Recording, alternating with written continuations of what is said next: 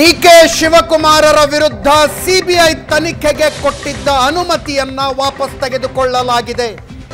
2019ರಲ್ಲಿ BJP ಸರ್ಕಾರ ಯಡಿಯೂರಪ್ಪನವರು ಮುಖ್ಯಮಂತ್ರಿ ಇಡಿ ತನಿಖೆಯಾಗಬೇಕು ಅಂತ ಪತ್ರ ಬರೆದಿದ್ದಕ್ಕೆ ಸಿಬಿಐ ತನಿಖೆಗೆ ಅನುಮತಿಯನ್ನ ಆಗಿನ ಸರ್ಕಾರ ಕೊಟ್ಟಿತ್ತು. ಅದರ ಆಧಾರದ ಮೇಲೆ 1 ತಿಂಗಳಲ್ಲಿ ಎಫ್ಐಆರ್ ದಾಖಲಿಸಿಕೊಂಡ ಸಿಬಿಐ ಡಿಕೆ ಶಿವಕುಮಾರರನ್ನ ಆರೋಪಿಯನ್ನಾಗಿಸಿ ತನಿಖೆ ಶುರು ಮಾಡಿತ್ತು. ತನಿಖೆ ಬಹುತೇಕ ಮುಗಿದಿದೆ. ಈ ಹಂತದಲ್ಲಿ ರಾಜ್ಯ ಸರ್ಕಾರ ಸಂಪುಟ ನಿರ್ಣಯ ಮಾಡಿ ತನಿಖೆಗೆ ಕೊಟ್ಟಿದ್ದ ಅನುಮತಿಯನ್ನೇ ವಾಪಸ್ ತಗೊಂಡು ಬಿಡ್ತು. ಹೀಗೆ ಮಾಡುವುದರಿಂದ ಡಿಕೆ ಶಿವಕುಮಾರರನ್ನ ಬಚಾವ್ ಮಾಡಬಹುದಾ? ಸಿಬಿಐ ತನಿಖೆ ಅನ್ನುವ ತೂಗುಗತ್ತಿಯಿಂದ ಡಿಕೆ ಶಿವಕುಮಾರ್ ಬಚಾವ್ ಆಗಿಬಿಡ್ತಾರೆ. ಹಂಗಾಗೋದಕ್ಕೆ ಸಾಧ್ಯ ಇಲ್ಲ ಅಂತ ನೆನ್ನೆಯ ಸಚಿವ ಸಂಪುಟದಲ್ಲಿದ್ದಂಥ ಎಲ್ಲ ಸಚಿವರಿಗೂ ಗೊತ್ತು. ಮುಖ್ಯಮಂತ್ರಿಯಾದಿಯಾಗಿ ಎಲ್ಲರಿಗೂ ಗೊತ್ತು. ಸಚಿವ ಸಂಪುಟದ ಈ ನಿರ್ಣಯ ಕೂಡ ಜುಡಿಷಿಯಲ್ ಸ್ಕ್ರೂಟಿನಿಗೆ ಒಳಪಡುತ್ತೆ. ತನಿಖೆಗೆ ಆದೇಶ ಕೊಡೋದು ಸರ್ಕಾರದ ಕೈಯಲ್ಲಿರುತ್ತೆ. ತನಿಖೆಗೆ ಕೊಟ್ಟಂಥ ಅನುಮತಿಯನ್ನು ವಾಪಸ್ ತೆಗೆದುಕೊಳ್ಳೋದಲ್ಲ. ಯಾವ್ಯಾವ ಕಾರಣಗಳಿಗಾಗಿ ಅನುಮತಿಯನ್ನು ವಾಪಸ್ ತಗೊಂಡಿದ್ದೀವಿ ಅಂತ ರಾಜ್ಯ ಸರ್ಕಾರ ಹೇಳ್ತಾ ಇದೆಯೋ ಆ ಎಲ್ಲ ಕಾರಣಗಳ ಬಗ್ಗೆ ಈಗಾಗಲೇ ನ್ಯಾಯಾಲಯದಲ್ಲಿ ಚರ್ಚೆಯಾಗಿದೆ. ಹಾಗಿದ್ದಾಗಲೂ ಕೂಡ ನಿನ್ನೆ ಸಚಿವ ಸಂಪುಟ ಇಂಥದ್ದೊಂದು ನಿರ್ಣಯ ಮಾಡಿದೆ. ಮೇಲ್ನೋಟಕ್ಕೆ ಇದು ಒತ್ತಡದಿಂದ ಆದಂಥ ಕೆಲಸ ಅನ್ನಿಸ್ತಿದೆ. ಸಚಿವ ಸಂಪುಟ ಸಭೆ ಮುಗಿದ ನಂತರ ನೆನಪಿರಲಿ, ಗೃಹ ಇಲಾಖೆಯ ಪ್ರಸ್ತಾವನೆ ಹೋಮ್ ಮಿನಿಸ್ಟ್ರೇ ಮಾತಾಡಲಿಲ್ಲ. ನಿನ್ನೆ ಚೀಫ್ ಮಿನಿಸ್ಟರ್ ಮಾತಾಡಲಿಲ್ಲ.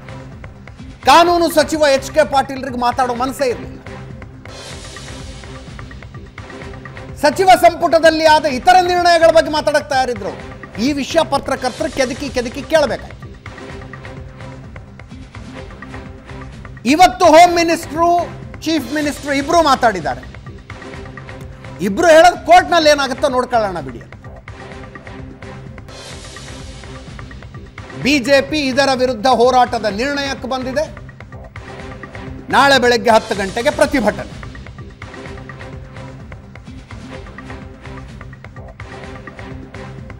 ಇದರ ಬಗ್ಗೆ ಇವತ್ತು ಯಾರ್ಯಾರು ಏನೇನು ಮಾತಾಡಿದ್ರು ಕೇಳಿಸ್. ಸ್ಯಾಂಕ್ಷನ್ ಕೊಟ್ಟಿರೋದು ಇಲೀಗಲ್ ಅಂತ. ಯಾರೇ ಗವರ್ಮೆಂಟ್ ಸರ್ವೆಂಟ್ ಮೇಲೆ ಎಂಕ್ವೈರಿ ಆಗಬೇಕಾದ್ರೆ ಸರ್ಕಾರದಿಂದ ಸ್ಯಾಂಕ್ಷನ್ ಕೊಡಬೇಕು. If is a minister, governor ಕೊಡಬೇಕು. If is an MLA, speaker ಕೊಡಬೇಕು. ಇವರು ಸ್ಪೀಕರ್ ಕೊಟ್ಟಿಲ್ಲ, ತಗೊಂಡಿಲ್ಲ. ಆಗ MLA ಇದ್ರು ಇವರು. ಇಲ್ಲೇನಾಗಿದೆ ಅಂದ್ರೆ ಚೀಫ್ ಮಿನಿಸ್ಟರ್ ಆಮೇಲೆ ಅಡ್ವೊಕೇಟ್ ಜನರಲ್ ಇಂದ ಒಪಿನಿಯನ್ ಕೇಳಿದ್ದಾರೆ. ಅವ್ರ ಒಪಿನಿಯನ್ ಬರೋವರೆಗೆ ಕಾಯ್ಬೇಕಾಗಿತ್ತಲ್ವಾ? ಆ ಒಪಿನಿಯನ್ ಕೊಡೋಕ್ಕಿಂತ ಮುಂಚಿತವಾಗಿ ಕೊಟ್ಬಿಟ್ಟಿದ್ದಾರೆ. ಸರ್ಕಾರ ಇಲ್ಲೀಗಲ್ ಆಗಿ ಸ್ಯಾಂಕ್ಷನ್ ಕೊಟ್ಟಿರೋದ್ರಿಂದ ಅದು ಸರಿ ಇಲ್ಲ, ಅದನ್ನು ವಾಪಸ್ ತಗೋತೀವಿ ಅಂತ ಹೇಳಿದ್ದೀವಿ. ಪೇಪರ್ ಅಲ್ಲಿ ನೋಡಿದ್ದೀನಿ, ನಾನು ಹೋಗಕ್ಕಾಗಿರಲಿಲ್ಲ. ಯಾರು ಅದ್ರ ಬಗ್ಗೆ ಯಾರು ಮಾತಾಡಬೇಕು ಅವ್ರು ಮಾತಾಡ್ತಾರೆ. ನಾವು ಮಾಡಿರೋದು ಕಾನೂನಿನ ಚೌಕಟ್ಟಿನಲ್ಲಿ ಯಾವ ರೀತಿ ನಮ್ಮ ಅವತ್ತಿನ ಅಡ್ವೊಕೇಟ್ ಜನರಲ್ಲೇ ಹೇಳಿದ್ದಾರೆ. ಬಿಜೆಪಿ ಸರ್ಕಾರದಲ್ಲಿ ಅಡ್ವೊಕೇಟ್ ಜನರಲ್ ಅವರೇ ಹೇಳಿದ್ದಾರೆ. ಅದನ್ನು ಮುಂದುವರೆದು ಈಗ ನಮ್ಮ ಅಡ್ವೊಕೇಟ್ ಜನರಲ್ಲು ಕೂಡ ಅದನ್ನೇ ಹೇಳಿದ್ದಾರೆ. ಹಾಗಾಗಿ ನಾವು ಕಾನೂನಿನ ಚೌಕಟ್ಟಿನಲ್ಲಿ ನಮ್ಮ ಇತಿಮಿತಿಯಲ್ಲಿ ನಾವು ತೀರ್ಮಾನವನ್ನು ಕ್ಯಾಬಿನೆಟ್ ಮಾಡಿದೆ. ಹಾಗಾಗಿ ರಾಜಕೀಯ ಪ್ರೇರಿತ ಅವ್ರು ಮಾಡಿದಾಗ ಒಂದು, ನಾವು ಮಾಡಿದಾಗ ಒಂದು ಆಗೋದಿಲ್ಲ. ಎಲ್ಲವೂ ಒಂದೇ ರೀತಿಯಲ್ಲಿ ಆಗುತ್ತೆ. ನಾವು ಕೋರ್ಟಿಗೆ ಈಗ ಇದನ್ನು ಸಬ್ಮಿಟ್ ಮಾಡ್ತೇವೆ. ನಮ್ಮ ಕಾನೂನಿನ ಚೌಕಟ್ಟಿನಲ್ಲಿ ಕ್ಯಾಬಿನೆಟ್ ಡಿಸಿಷನ್ ಏನಾಗಿದೆ ಅದನ್ನು ಅವ್ರಿಗೆ ತಿಳಿಸ್ತೇವೆ. ಮುಂದೆ ಅವ್ರೇನು ಮಾಡ್ತಾರೆ, CBI ಏನು ಮಾಡುತ್ತೆ, ಕೋರ್ಟ್ ಏನು ಮಾಡುತ್ತೆ, ಅದು ಕೋರ್ಟು ಮತ್ತು ಆ ವ್ಯವಸ್ಥೆಗೆ ಬಿಟ್ಟಂಥ ವಿಚಾರ. ಹಾಗಾಗಿ ನಾವು ಅದನ್ನು ಈಗ ಪ್ರಿಯೆಂಪ್ಟ್ ಮಾಡೋದಕ್ಕಾಗೋದಿಲ್ಲ. ಶಿವಕುಮಾರ್ ಮೇಲೆ ಆಪಾದನೆಗಳಿದ್ರೆ ಹಿಂದಿನ ಸರ್ಕಾರ ಮೌಖಿಕವಾಗಿ ಆದೇಶ ಕೊಡೋದ್ರ ಬದಲು ಸ್ಪೀಕರ್ ಅವರ ಅನುಮತಿ ತಗೊಂಡು ಅಡ್ವೊಕೇಟ್ ಜನರಲ್ ಅಭಿಪ್ರಾಯ ತಗೊಂಡು ರೈಟಿಂಗ್ ಅಲ್ಲಿ ಕೊಟ್ಟಿದ್ರೆ ವಿತ್ಡ್ರಾ ಮಾಡ್ಕೊಳಕ್ ಆಗ್ತಿರ್ಲಿಲ್ಲ. ಟೆಕ್ನಿಕಲ್ ಆಗಿ ತಪ್ಪು ಮಾಡಿರೋದ್ರಿಂದ ವಿತ್ಡ್ರಾ ಮಾಡ್ಕೊಳಕ್ ಅವಕಾಶ ಆಯಿತು. ಯಾಕೆ ಅಡ್ವೊಕೇಟ್ ಜನರಲ್ ಹತ್ರ ಒಪಿನಿಯನ್ ತಗೊಳ್ಳಿಲ್ಲ? ಇವರು ಮೌಖಿಕವಾಗಿ ಯಾಕೆ ಆದೇಶ ಕೊಟ್ರಿ? ಸ್ಪೀಕರ್ ಅನುಮತಿ ಯಾಕೆ ತಗೊಂಡಿಲ್ಲ? ಇದೇ ಪ್ರಶ್ನೆ ಅಷ್ಟೇ. ಅವ್ರ ತಪ್ಪು, ಬಿಜೆಪಿಯವ್ರದ್ದು. ಅವ್ರಿಗೆ ಅವಕಾಶ ಇದ್ರೆ ಹೈಕೋರ್ಟ್ಗೋ ಸುಪ್ರೀಂ ಕೋರ್ಟ್ಗೋ ಹೋಗೋದಕ್ಕೆ ಹೋಗ್ತಾರೆ ಅವರು. ಸಂಪೂರ್ಣವಾಗಿ ಒಂದು ತಪ್ಪು ನಿರ್ಧಾರ, ಸಂವಿಧಾನ ಬಾಹಿರವಾದಂತಹ ಒಂದು ನಿರ್ಧಾರವನ್ನ ಕ್ಯಾಬಿನೆಟ್ ತೆಗೆದುಕೊಂಡಿರ್ತಕ್ಕಂಥದ್ದು ದುರಾದೃಷ್ಟ. ಇದನ್ನ ನಾವು ಭಾರತೀಯ ಜನತಾ ಪಾರ್ಟಿ ಇದನ್ನ ಬಲವಾಗಿ ನಾವು ಖಂಡಿಸ್ತೇವೆ. ಕಾನೂನಿನ ವಿರುದ್ಧವಾಗಿ ಇದೊಂದು ತೀರ್ಮಾನವನ್ನು ತೆಗೆದುಕೊಂಡಿದ್ದಾರೆ. ಡಿ.ಕೆ. ಶಿವಕುಮಾರ್ ಅವರನ್ನ ಉಳಿಸುವ ಸಲುವಾಗಿ ರಾಜ್ಯ ಸರ್ಕಾರದ ಈ ತೀರ್ಮಾನ, ಕ್ಯಾಬಿನೆಟ್ನ ಈ ತೀರ್ಮಾನ ಸಂಪೂರ್ಣವಾಗಿ ಕಾನೂನಿನ ವಿರುದ್ಧವಾಗಿರ್ತಕ್ಕಂಥದ್ದು. ಹಾಗಾಗಿ ಮಾನ್ಯ ಮುಖ್ಯಮಂತ್ರಿಗಳಿಗೆ ನಾನು ಆಗ್ರಹವನ್ನು ಮಾಡ್ತೇನೆ, ತತ್ಕ್ಷಣ ಇಂಥ ಒಂದು ಕೆಟ್ಟ ನಿರ್ಧಾರದಿಂದ ಹಿಂದೆ ಸರಿಬೇಕು. ಒಂದು ನ್ಯಾಯಸಮ್ಮತವಾದಂಥ ಪ್ರಕ್ರಿಯೆ ನಡೀತಾ ಇದೆ. ಡಿ.ಕೆ. ಶಿವಕುಮಾರ್ ಅವರ ವಿಚಾರದಲ್ಲಿ, ಅಕ್ರಮ ಆಸ್ತಿಯ ಗಳಿಕೆ ವಿಚಾರದಲ್ಲಿ ರಾಜ್ಯ ಸರ್ಕಾರ ಮೂಗು ತೂರಿಸಬಾರದು. ರಾಜ್ಯಕ್ಕೆ, ದೇಶಕ್ಕೆ ಏನ್ ಸಂದೇಶವನ್ನು ಕೊಡ್ತಾ ಇದ್ದೀರಾ? ಹಾಗಾದ್ರೆ ಆಸ್ತಿ ಮಾಡಿಕೊಂಡಿದ್ದು 5 ವರ್ಷದಲ್ಲಿ 163 ಕೋಟಿ, 140 ಕೋಟಿ ಎಕ್ಸಸ್ ಆಗಿದೆ. ಇದು ನೇರವಾಗಿ ಸಿಬಿಐ ಹೇಳಿದ್ದಾರೆ. ಇಂತಹ ಸಂದರ್ಭದಲ್ಲಿ ಈ ರೀತಿ ಹಣದ ಅಕ್ರಮವಾಗಿ ಲೂಟಿ ಮಾಡಿರೋಂಥ ವ್ಯಕ್ತಿನ ನಾವು ಆ ಕೇಸನ್ನು ವಾಪಸ್ ತಗೋತೀವಿ ಅಂತ ಹೇಳಿದ್ರಲ್ಲ, ಇದೇ ಇಡೀ ಕ್ಯಾಬಿನೆಟ್ ಕಳ್ಳರ ಗ್ಯಾಂಗ್ ಅಂತ ನಾನು ಹೇಳಕ್ಕೆ ಇಷ್ಟಪಡ್ತೀನಿ. ಸರ್ಕಾರಗಳಿಗೆ ಕೇಸ್, ಸಿಬಿಐ ಕೇಸ್ ಕೊಡೋದಕ್ಕೆ ಅವಕಾಶ ಇದೆ, ವಿಡ್ರಾ ಮಾಡೋಕೆ ಅಧಿಕಾರ ಇಲ್ಲ. ದೇಶದ ಇತಿಹಾಸದಲ್ಲೇ ಸಿಬಿಐ ಕೇಸನ್ನ 80% ಮುಗಿದಿರೋಂಥ ಸಂದರ್ಭದಲ್ಲಿ ಇದನ್ನ ತಡಿಬೇಕು ಅಂತ ಅನೇಕ ಕೋರ್ಟ್ಗೆ ಬಂದರು. ಎಲ್ಲ ಕೋರ್ಟಲ್ಲೂ ಅವರ ಅರ್ಜಿ ರಿಜೆಕ್ಟ್ ಆಯಿತು. ಈ ಸಂದರ್ಭದಲ್ಲಿ ಜನರಿಂದ ಆಯ್ಕೆ ಆಗಿರೋಂಥ ಒಂದು ಸರ್ಕಾರ ಅಕ್ರಮವಾಗಿ ಒಂದು ನಿರ್ಣಯ ತಗೊಂಡಿದೆಯಲ್ಲ, ಇದು ಈ ಸರ್ಕಾರ ಕರ್ನಾಟಕ ರಾಜ್ಯದಲ್ಲಿ ಬೀಳುತ್ತೆ ಅನ್ನೋದಕ್ಕೆ ಮೊದಲನೇ ಹೆಜ್ಜೆ. ಈ ಕ್ಯಾಬಿನೆಟ್ನಲ್ಲಿ ನಿನ್ನೆ ಮಾಡಿದಂಥದ್ದು ಅಕ್ರಮ. ಈಗಾಗಲೇ 90% CBI ತನಿಖೆ ಆಗಿದೆ. ಅವತ್ತಿನ ಕ್ಯಾಬಿನೆಟ್ನಲ್ಲಿರುವಂಥ ಮುಖ್ಯಸ್ಥರಿಗೆ ಮನಸ್ಸಿರಲಿಲ್ಲ. ಆದರೂ ನಮ್ಮ ಪಕ್ಷದ ಕೇಂದ್ರ ಸರ್ಕಾರದ ಒತ್ತಾಯ ಮೇಲೆ CBI ತನಿಖೆ ಕೊಡಬೇಕು ಅನ್ನೋಂಥದ್ದು ನಿರ್ಣಯ ಆಯಿತು. ಯಾರು ಡಿ.ಕೆ. ಶಿವಕುಮಾರ್ ಅವರ ಪರವಾಗಿ ಹಿಂದೆ ಸರ್ಕಾರಿ ಅವರ ವಕೀಲರಾಗಿ ಶಶಿಕರ್ಣ ಶೆಟ್ಟಿಯವರು ಏನು ವಾದ ಮಾಡಿದರು, ಇವತ್ತು ಅವರೇ AG ಇದ್ದಾರೆ. ಅವ್ರು ಬಂದ ಮೇಲೆ ಅವರೇ ಇದನ್ನು ಇದು ಮಾಡಬೇಕಂದ್ರೆ ಅವ್ರ ಉದ್ದೇಶ ಏನಿತ್ತು ಅಂದರೆ ಅದೇ ವಕೀಲರು ಹಿಂದಕ್ಕೆ ಡಿ.ಕೆ. ಶಿವಕುಮಾರ್ ಅವರ ಪರವಾಗಿದ್ದರು. ಇವತ್ತು ಸರ್ಕಾರಿ ವಕೀಲರಾಗಿ ಅದನ್ನು ಕ್ಯಾಬಿನೆಟ್ನಲ್ಲಿ ಇದು ಮಾಡ್ಬೋದು, ವಾಪಸ್ ತೊಗೋಬೋದು ಅನ್ನೋಂಥದ್ದೇನು ನಿರ್ಣಯ ಆಗಿದೆ. ಒಂದು ಕ್ಯಾಬಿನೆಟ್ ನಿರ್ಣಯವನ್ನು ವಾಪಸ್ ತೆಗೆದುಕೊಳ್ಳದಿದ್ದರೆ ನಾನು ನ್ಯಾಯಾಂಗದಲ್ಲಿ ಇದನ್ನು ನಾನು ದಾಖಲು ಮಾಡ್ತೇನೆ. ಅಂತಿಮವಾಗಿ ಕೋರ್ಟ್ ಏನು ತೀರ್ಮಾನ ತಗೊಳ್ಳುತ್ತೆ ಅದಕ್ಕೆ ನಾವೆಲ್ಲ ಭದ್ರಾಗಿರ್ಬೇಕಾಗತ್ತೆ. ಒಂದು ರೀತಿ ಇದು ಕಾನೂನು ಬಾಹಿರವಾದಂಥ ಒಂದು ತೀರ್ಮಾನ. ಕಾದ್ ನೋಡೋಣ, ಮುಂದಿನ ಕೋರ್ಟ್ಗಳಲ್ಲಿ ಏನು ತೀರ್ಮಾನ ತಗೊಳ್ತಾರೆ ಅದಕ್ಕೆ ಕಾಯ್ತೇವೆ ನಾವು ಅಷ್ಟೇ. ಸರ್, ಎಲ್ಲೋ ಡಿ.ಕೆ. ಶಿವಕುಮಾರ್ ಅವ್ರನ್ನ ಪ್ರೊಟೆಕ್ಟ್ ಮಾಡಬೇಕು, ಶೀಲ್ಡ್ ಮಾಡಬೇಕು ಅಂತ ಅಂದ್ಬಿಟ್ಟು ಸರ್ಕಾರ ಕೆಲಸ ಮಾಡ್ತಿದೆಯಾ ಸರ್? ನಾನು ಅದು ಯಾವುದ್ರ ಬಗ್ಗೆ ಕಾಮೆಂಟ್ ಮಾಡೋಕ್ಕೆ ಇಷ್ಟಪಡಲ್ಲ. ಕಾನೂನು ಅದರದೇ ಆದಂಥ ಒಂದು ಕ್ರಮವನ್ನು ಕೈಗೊಳ್ಳುತ್ತೆ. ಪಕ್ಷಪಾತ ಅಲ್ಲ ಇದು ಸರ್ಕಾರದಲ್ಲಿ ದರೋಡೆಕೋರನ್ನ ಯಾಕೆ ರಕ್ಷಣೆ ಮಾಡೋದು ಅನ್ನೋದಕ್ಕೆ ಸರ್ಕಾರ ಇರೋದಿಲ್ಲ. ಮರ್ಯಾದೆ ಇದ್ದರೆ ಎದುರ್ತಾರೆ, ಮರ್ಯಾದೆ ಇಲ್ದಿದ್ದರೆ ಏನು ಕೋರ್ಟಲ್ಲಿ ಇದ್ರೇನು ಯಾವ್ದಲ್ಲಿದ್ರೇನು ಯಾವ್ದು ಬೇಕಾದ್ರೂ ಕೊಂಡ್ಕೊತೀವೇನೋ ಅಂತ ದುರಾಂಕಾರದಲ್ಲಿ ಇರೋರಿಗೆ ಮಾತಾಡೋಕ್ಕಾಗುತ್ತಾ? ಬನ್ನಿ. ಇದೇ ವಿಷಯದ ಬಗ್ಗೆ ಇವತ್ತು ಮಾತಾಡ್ತೀವಿ. ಹಲವು ಜನ ಗಣ್ಯರು ನಮ್ಮ ಜೊತೆಗಿರ್ತಾರೆ. ನನ್ನ ಕೊಲೀಗ್ ಪ್ರಶಾಂತ್ ನಾಥೋ ಇದ್ದಾರೆ. ಪ್ರಶಾಂತ್, ಕಾರ್ಯಕ್ರಮಕ್ಕೆ ಸ್ವಾಗತ. ತಮಗೆ ನಟರಾಜ್ ಗೌಡರು ಕಾಂಗ್ರೆಸ್ನಿಂದ, ಶ್ವೇತಾ ಯಾದವ್ JDSನಿಂದ ಮತ್ತು ಮೋಹನ್ ವಿಶ್ವ BJPಯಿಂದ ಇದ್ದಾರೆ. 3 ಜನರು ಕಾರ್ಯಕ್ರಮಕ್ಕೆ ಸ್ವಾಗತ. ಎಸ್ ಬಸವರಾಜ್, ಹಿರಿಯ ವಕೀಲರು, ಕೆಲವೇ ಕ್ಷಣಗಳಲ್ಲಿ ನಮ್ಮನ್ನು ಜಾಯಿನ್ ಮಾಡ್ತಾರೆ. ಪ್ರಶಾಂತ್, ಐ ಥಿಂಕ್ ನಟರಾಜ್ ಗೌಡರ ಪ್ರತಿಕ್ರಿಯೆನೇ ಇವತ್ತು ಭಾಳ ಇಂಪಾರ್ಟೆಂಟ್. ನಟರಾಜ್ ಗೌಡ್ರೆ, ನೆನ್ನೆ ಕ್ಯಾಬಿನೆಟ್ನಲ್ಲಿ ಏನೇನಾಯಿತು ಅಂತ ಯಾರನ್ನೂ ಕೇಳ್ತಾ ಇದ್ವಿ. ಒಬ್ಬ ಕೂಡ ಇದನ್ನು ವಿರೋಧಿಸಲಿಲ್ಲ, ಹಿಂಗೆ ಮಾಡೋದು ಬೇಡ ಅಂತ ಹೇಳಲಿಲ್ಲ. ಅವ್ರಿಗೆ ಹೆಲ್ಪ್ ಆಗುತ್ತೆ ಅನ್ನೋದಾದ್ರೆ ಮಾಡಿಬಿಡೋಣ ಅನ್ನೋ ಮೈಂಡ್ನಲ್ಲಿ ಎಲ್ಲ ಸಚಿವರು ಮಾತಾಡಿದ್ರಂತೆ. ಇಲ್ಲ ನೋಡಿ, ಅಲ್ಲಿಗೆ ಅಲ್ಲ, ಒಂದು ನಿಮಿಷ, ನಾ ಪ್ರಶ್ನೆನೇ ಕೇಳಿದೆ. ಅಲ್ಲಿಗೆ ಕ್ಯಾಬಿನೆಟ್ಟು ಡಿ.ಕೆ. ಶಿವಕುಮಾರ್ ಅವರ ಹಿತಶತ್ರುಗಳಿಂದ ತುಂಬಿದೆ, ಅವರ ನಿಜವಾದ ವೆಲ್ ವಿಷರ್ಸ್ ಒಬ್ಬರೂ ಇಲ್ಲ ಅಂತ ಅನ್ನಿಸ್ತಾ ಇದೆ ನನಗೆ. ಇಲ್ಲ, ಕ್ಯಾಬಿನೆಟ್ಟು ನಿನ್ನೆ ಒಳ್ಳೆ ತೀರ್ಮಾನವನ್ನು, ಐತಿಹಾಸಿಕ ತೀರ್ಮಾನವನ್ನು ಮಾಡಿದೆ. ಸಂವಿಧಾನಬದ್ಧವಾದ, ಕಾನೂನುಬದ್ಧವಾದ ತೀರ್ಮಾನ ಮಾಡಿದೆ. 2019ರಲ್ಲಿ ಯಾವಾಗ ಯಡಿಯೂರಪ್ಪನವರ BJP ಸರ್ಕಾರ CBIಗೆ ಇದನ್ನು ಒಂದು ಕೇಸನ್ನು ಕರೆದು CBI ಅವ್ರನ್ನ ಬನ್ನಿ ಒಂದು ಕೇಸ್ ಇದೆ ಕೊಡ್ತೀನಿ, ಬನ್ನಿ ಕೇಸ್ ಕೊಡ್ತೀನಿ ಅಂತ ಒಂದು ಕೊಟ್ರಲ್ಲ, ಆವಾಗ ಅಡ್ವೊಕೇಟ್ ಜನರಲ್ ಒಪಿನಿಯನ್ ಏನಿತ್ತು ನೋಡಿ, ಆದಾಯ ಏನಿದೆ ಅದಕ್ಕಿಂತ ಜಾಸ್ತಿ ಅವರು ಆಸ್ತಿ ಗಳಿಕೆ ಮಾಡಿದ್ದಾರೆ ಅನ್ನೋದಾದರೆ ಯಾವುದಾದ್ರು ಒಂದು ತನಿಖಾ ಸಂಸ್ಥೆಯನ್ನು ತನಿಖೆ ಮಾಡಿಸ್ಬೋದು. CBIಗೆ ಕೊಡುವ ಉದ್ದೇಶ ಏನು? ಅನಿವಾರ್ಯತೆ ಏನು? ಯಾವುದೂ ಸ್ಪಷ್ಟ ಇಲ್ಲ ರಾಜ್ಯ ಸರ್ಕಾರಕ್ಕೆ ಆ ಟೈಮಲ್ಲಿ. ಒಂದು FIR ದಾಖಲಾಗಿತ್ತ, ಒಂದು ಕೇಸ್ ನಡೀತಾ ಇತ್ತಾ? ಆದಾಯಕ್ಕಿಂತ ಹೆಚ್ಚು ಆಸ್ತಿ ಗಳಿಕೆಯ ವಿಷಯದಲ್ಲಿ ಯಾವ್ದಾದ್ರು FIR ಇದ್ದು ತನಿಖೆ ನಡೀತಾ ಇತ್ತಾ? ರಾಜ್ಯ ಸರ್ಕಾರ ಯಾವ್ದಾದ್ರು ತನಿಖೆ ಮಾಡ್ತಾ ಇತ್ತಾ? ಲೋಕಾಯುಕ್ತ ಮಾಡ್ತಾ ಇತ್ತಾ? CID CIB ಯಾವ್ದಾದ್ರು COD ಯಾವ್ದಾದ್ರು ಮಾಡ್ತಾ ಇತ್ತಾ? ಪೊಲೀಸ್ ಇಲಾಖೆ ಮಾಡ್ತಾ ಇತ್ತಾ? ಯಾವುದೂ ಇಲ್ಲ. ಯಾವುದೂ ಇಲ್ಲದೆ ಸುಖ ಸುಮ್ಮನೆ ರಾಜಕೀಯ ದ್ವೇಷದಿಂದ ಕಾರಣ ಮಾತ್ರವಾಗಿ ಅವ್ರಿಗೆ ಕೇಸನ್ನು ಕೊಡ್ತಾರೆ. ಉದ್ದೇಶ ಏನು ಹೇಳಿ? ಇಲ್ಲಿವರೆಗೂ ಕರ್ನಾಟಕದಲ್ಲಿ ಆದಾಯಕ್ಕಿಂತ ಹೆಚ್ಚು ಆಸ್ತಿ ಗಳಿಕೆ ಮಾಡಿರೋದು 577 ಕೇಸ್ ಇದಾವೆ. ಯಾವುದಾದ್ರೂ ಒಂದು ಕೇಸು ಬಿಜೆಪಿಯ ಅಷ್ಟು ಡಜನ್ ಗಟ್ಟಲೆ ಮಂತ್ರಿಗಳು ಜೈಲಿಗೆಲ್ಲ ಹೋಗಿರೋ ಯಾವುದಾದ್ರೂ ಒಂದು ಕೇಸು CBI ವರ್ಗಾವಣೆ ಆಗಿದೆ, ಇಲ್ಲ ಲೋಕಾಯುಕ್ತ ಕೇಸ್ಗಳು ಮಾಡ್ತಾ ಇದೆ, ಇಲ್ಲ ACBನೋ CIDನೋ ಮಾಡ್ತಾ ಇದೆ. ಆದರೆ ಇವರ ಉದ್ದೇಶ ಸರಿ ಇರಲಿಲ್ಲ. ಕೇವಲ ರಾಜಕೀಯ ದ್ವೇಷ ಕಾರಣಕ್ಕಾಗಿ DK ಶಿವಕುಮಾರ್ ಕಟ್ಟಾಕಬೇಕು ಅನ್ನೋ ಕಾರಣಕ್ಕಾಗಿ ಅವಾಗ ಗುಜರಾತ್ ಇತ್ತಲ್ಲ, ಅಮಿತ್ ಶಾ ಮತ್ತೆ ವರ್ಸಸ್ ಅಹಮದ್ ಪಟೇಲ್ ಚುನಾವಣೆ ಇತ್ತಲ್ಲ, ಆ ಕಾರಣಕ್ಕಾಗಿ ಅಮಿತ್ ಶಾ ಅವರು ಅಥವಾ ರಾಷ್ಟ್ರೀಯ ಬಿಜೆಪಿ ನಾಯಕರ ಚಿತಾವಣೆಯಿಂದ ಈ ಕೇಸನ್ನು ಹಿಂಗೆ ಕೊಟ್ಟಿದ್ದಾರೆ. ಅವಾಗ ಮಾಡಿದ ಲೋಪ, ಅವಾಗ ಮಾಡಿದ್ದು ಕಾನೂನಿಗೆ ಅಪಚಾರ. ಇವಾಗ ನಾವು ಅದನ್ನು ಸರಿ ಮಾಡಿದ್ದೇವೆ. ಅದು ಬಿಟ್ಟರೆ ಇದರೊಳಗೆ ಯಾರು ಚಿಂತೆ ಮಾಡೋ ಅಗತ್ಯ ಇಲ್ಲ. ಅಷ್ಟು ಗೋಳನ್ನು ಹೈಕೋರ್ಟ್ ಮುಂದೆ ಹೇಳಿರಲಿಲ್ವಾ? ಈಗ ಒಂದು ರಾಜ್ಯ ಸರ್ಕಾರ ಏನು ಅನುಮತಿ ಕೊಟ್ಟಿತ್ತು ಅದ್ರ ಮೇಲೆ ಹೈಕೋರ್ಟ್ ತೀರ್ಮಾನ ಮಾಡಿದ್ದೆ ಅಷ್ಟೇ ಹೊರತು ಈಗ ರಾಜ್ಯ ಸರ್ಕಾರ ಅನುಮತಿ ಕೊಟ್ಟಿಲ್ಲ ಅನ್ನೋದಾದ್ರೆ ಅನುಮತಿ ಸರಿನಾ ತಪ್ಪ? ಹೈಕೋರ್ಟ್ ಮುಂದೆ ವಿವರವಾದ ಡಿಸ್ಕಷನ್ ಆಗಿದೆಯಲ್ಲ, ಇನ್ನು ನಡೀತಾನೆ ಇದೆ. ಇನ್ನು ಅದೇನು ಕಂಪ್ಲೀಟ್ ಆಗಿಲ್ಲ, ಅದು ಕಂಪ್ಲೀಟ್ ಆಗಿಲ್ಲ, ಇನ್ನು ನಡೀತಾನೆ ಇದೆ. ಅದನ್ನ ರದ್ದು ಮಾಡಬೇಕು, ಅನುಮತಿ ಕೊಟ್ಟಿರೋದೇ ತಪ್ಪು, ರದ್ದು ಮಾಡಬೇಕನ್ನೋದು ಕೇಸ್ ನಡೀತಾನೆ ಇದೆ.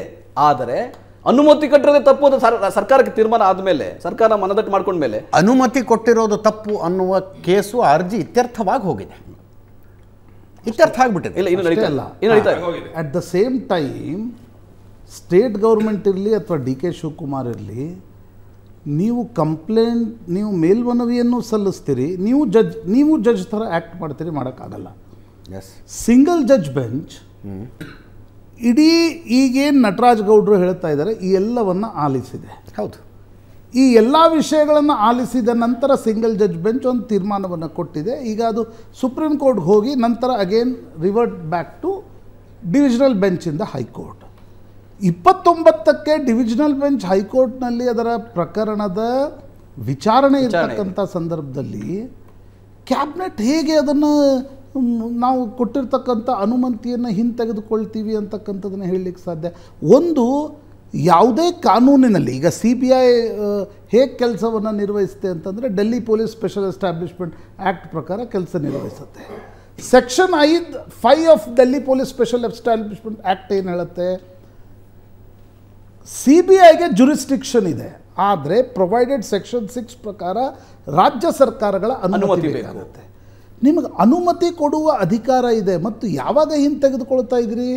ಪ್ರಕರಣ ಚಾರ್ಜ್ ಶೀಟ್ವರೆಗೆ ಮುಟ್ಟಿದಾಗ ನೀವು ಅನುಮತಿಯನ್ನು ನಾವು ಹಿಂತೆಗೆದುಕೊಳ್ತೀವಿ.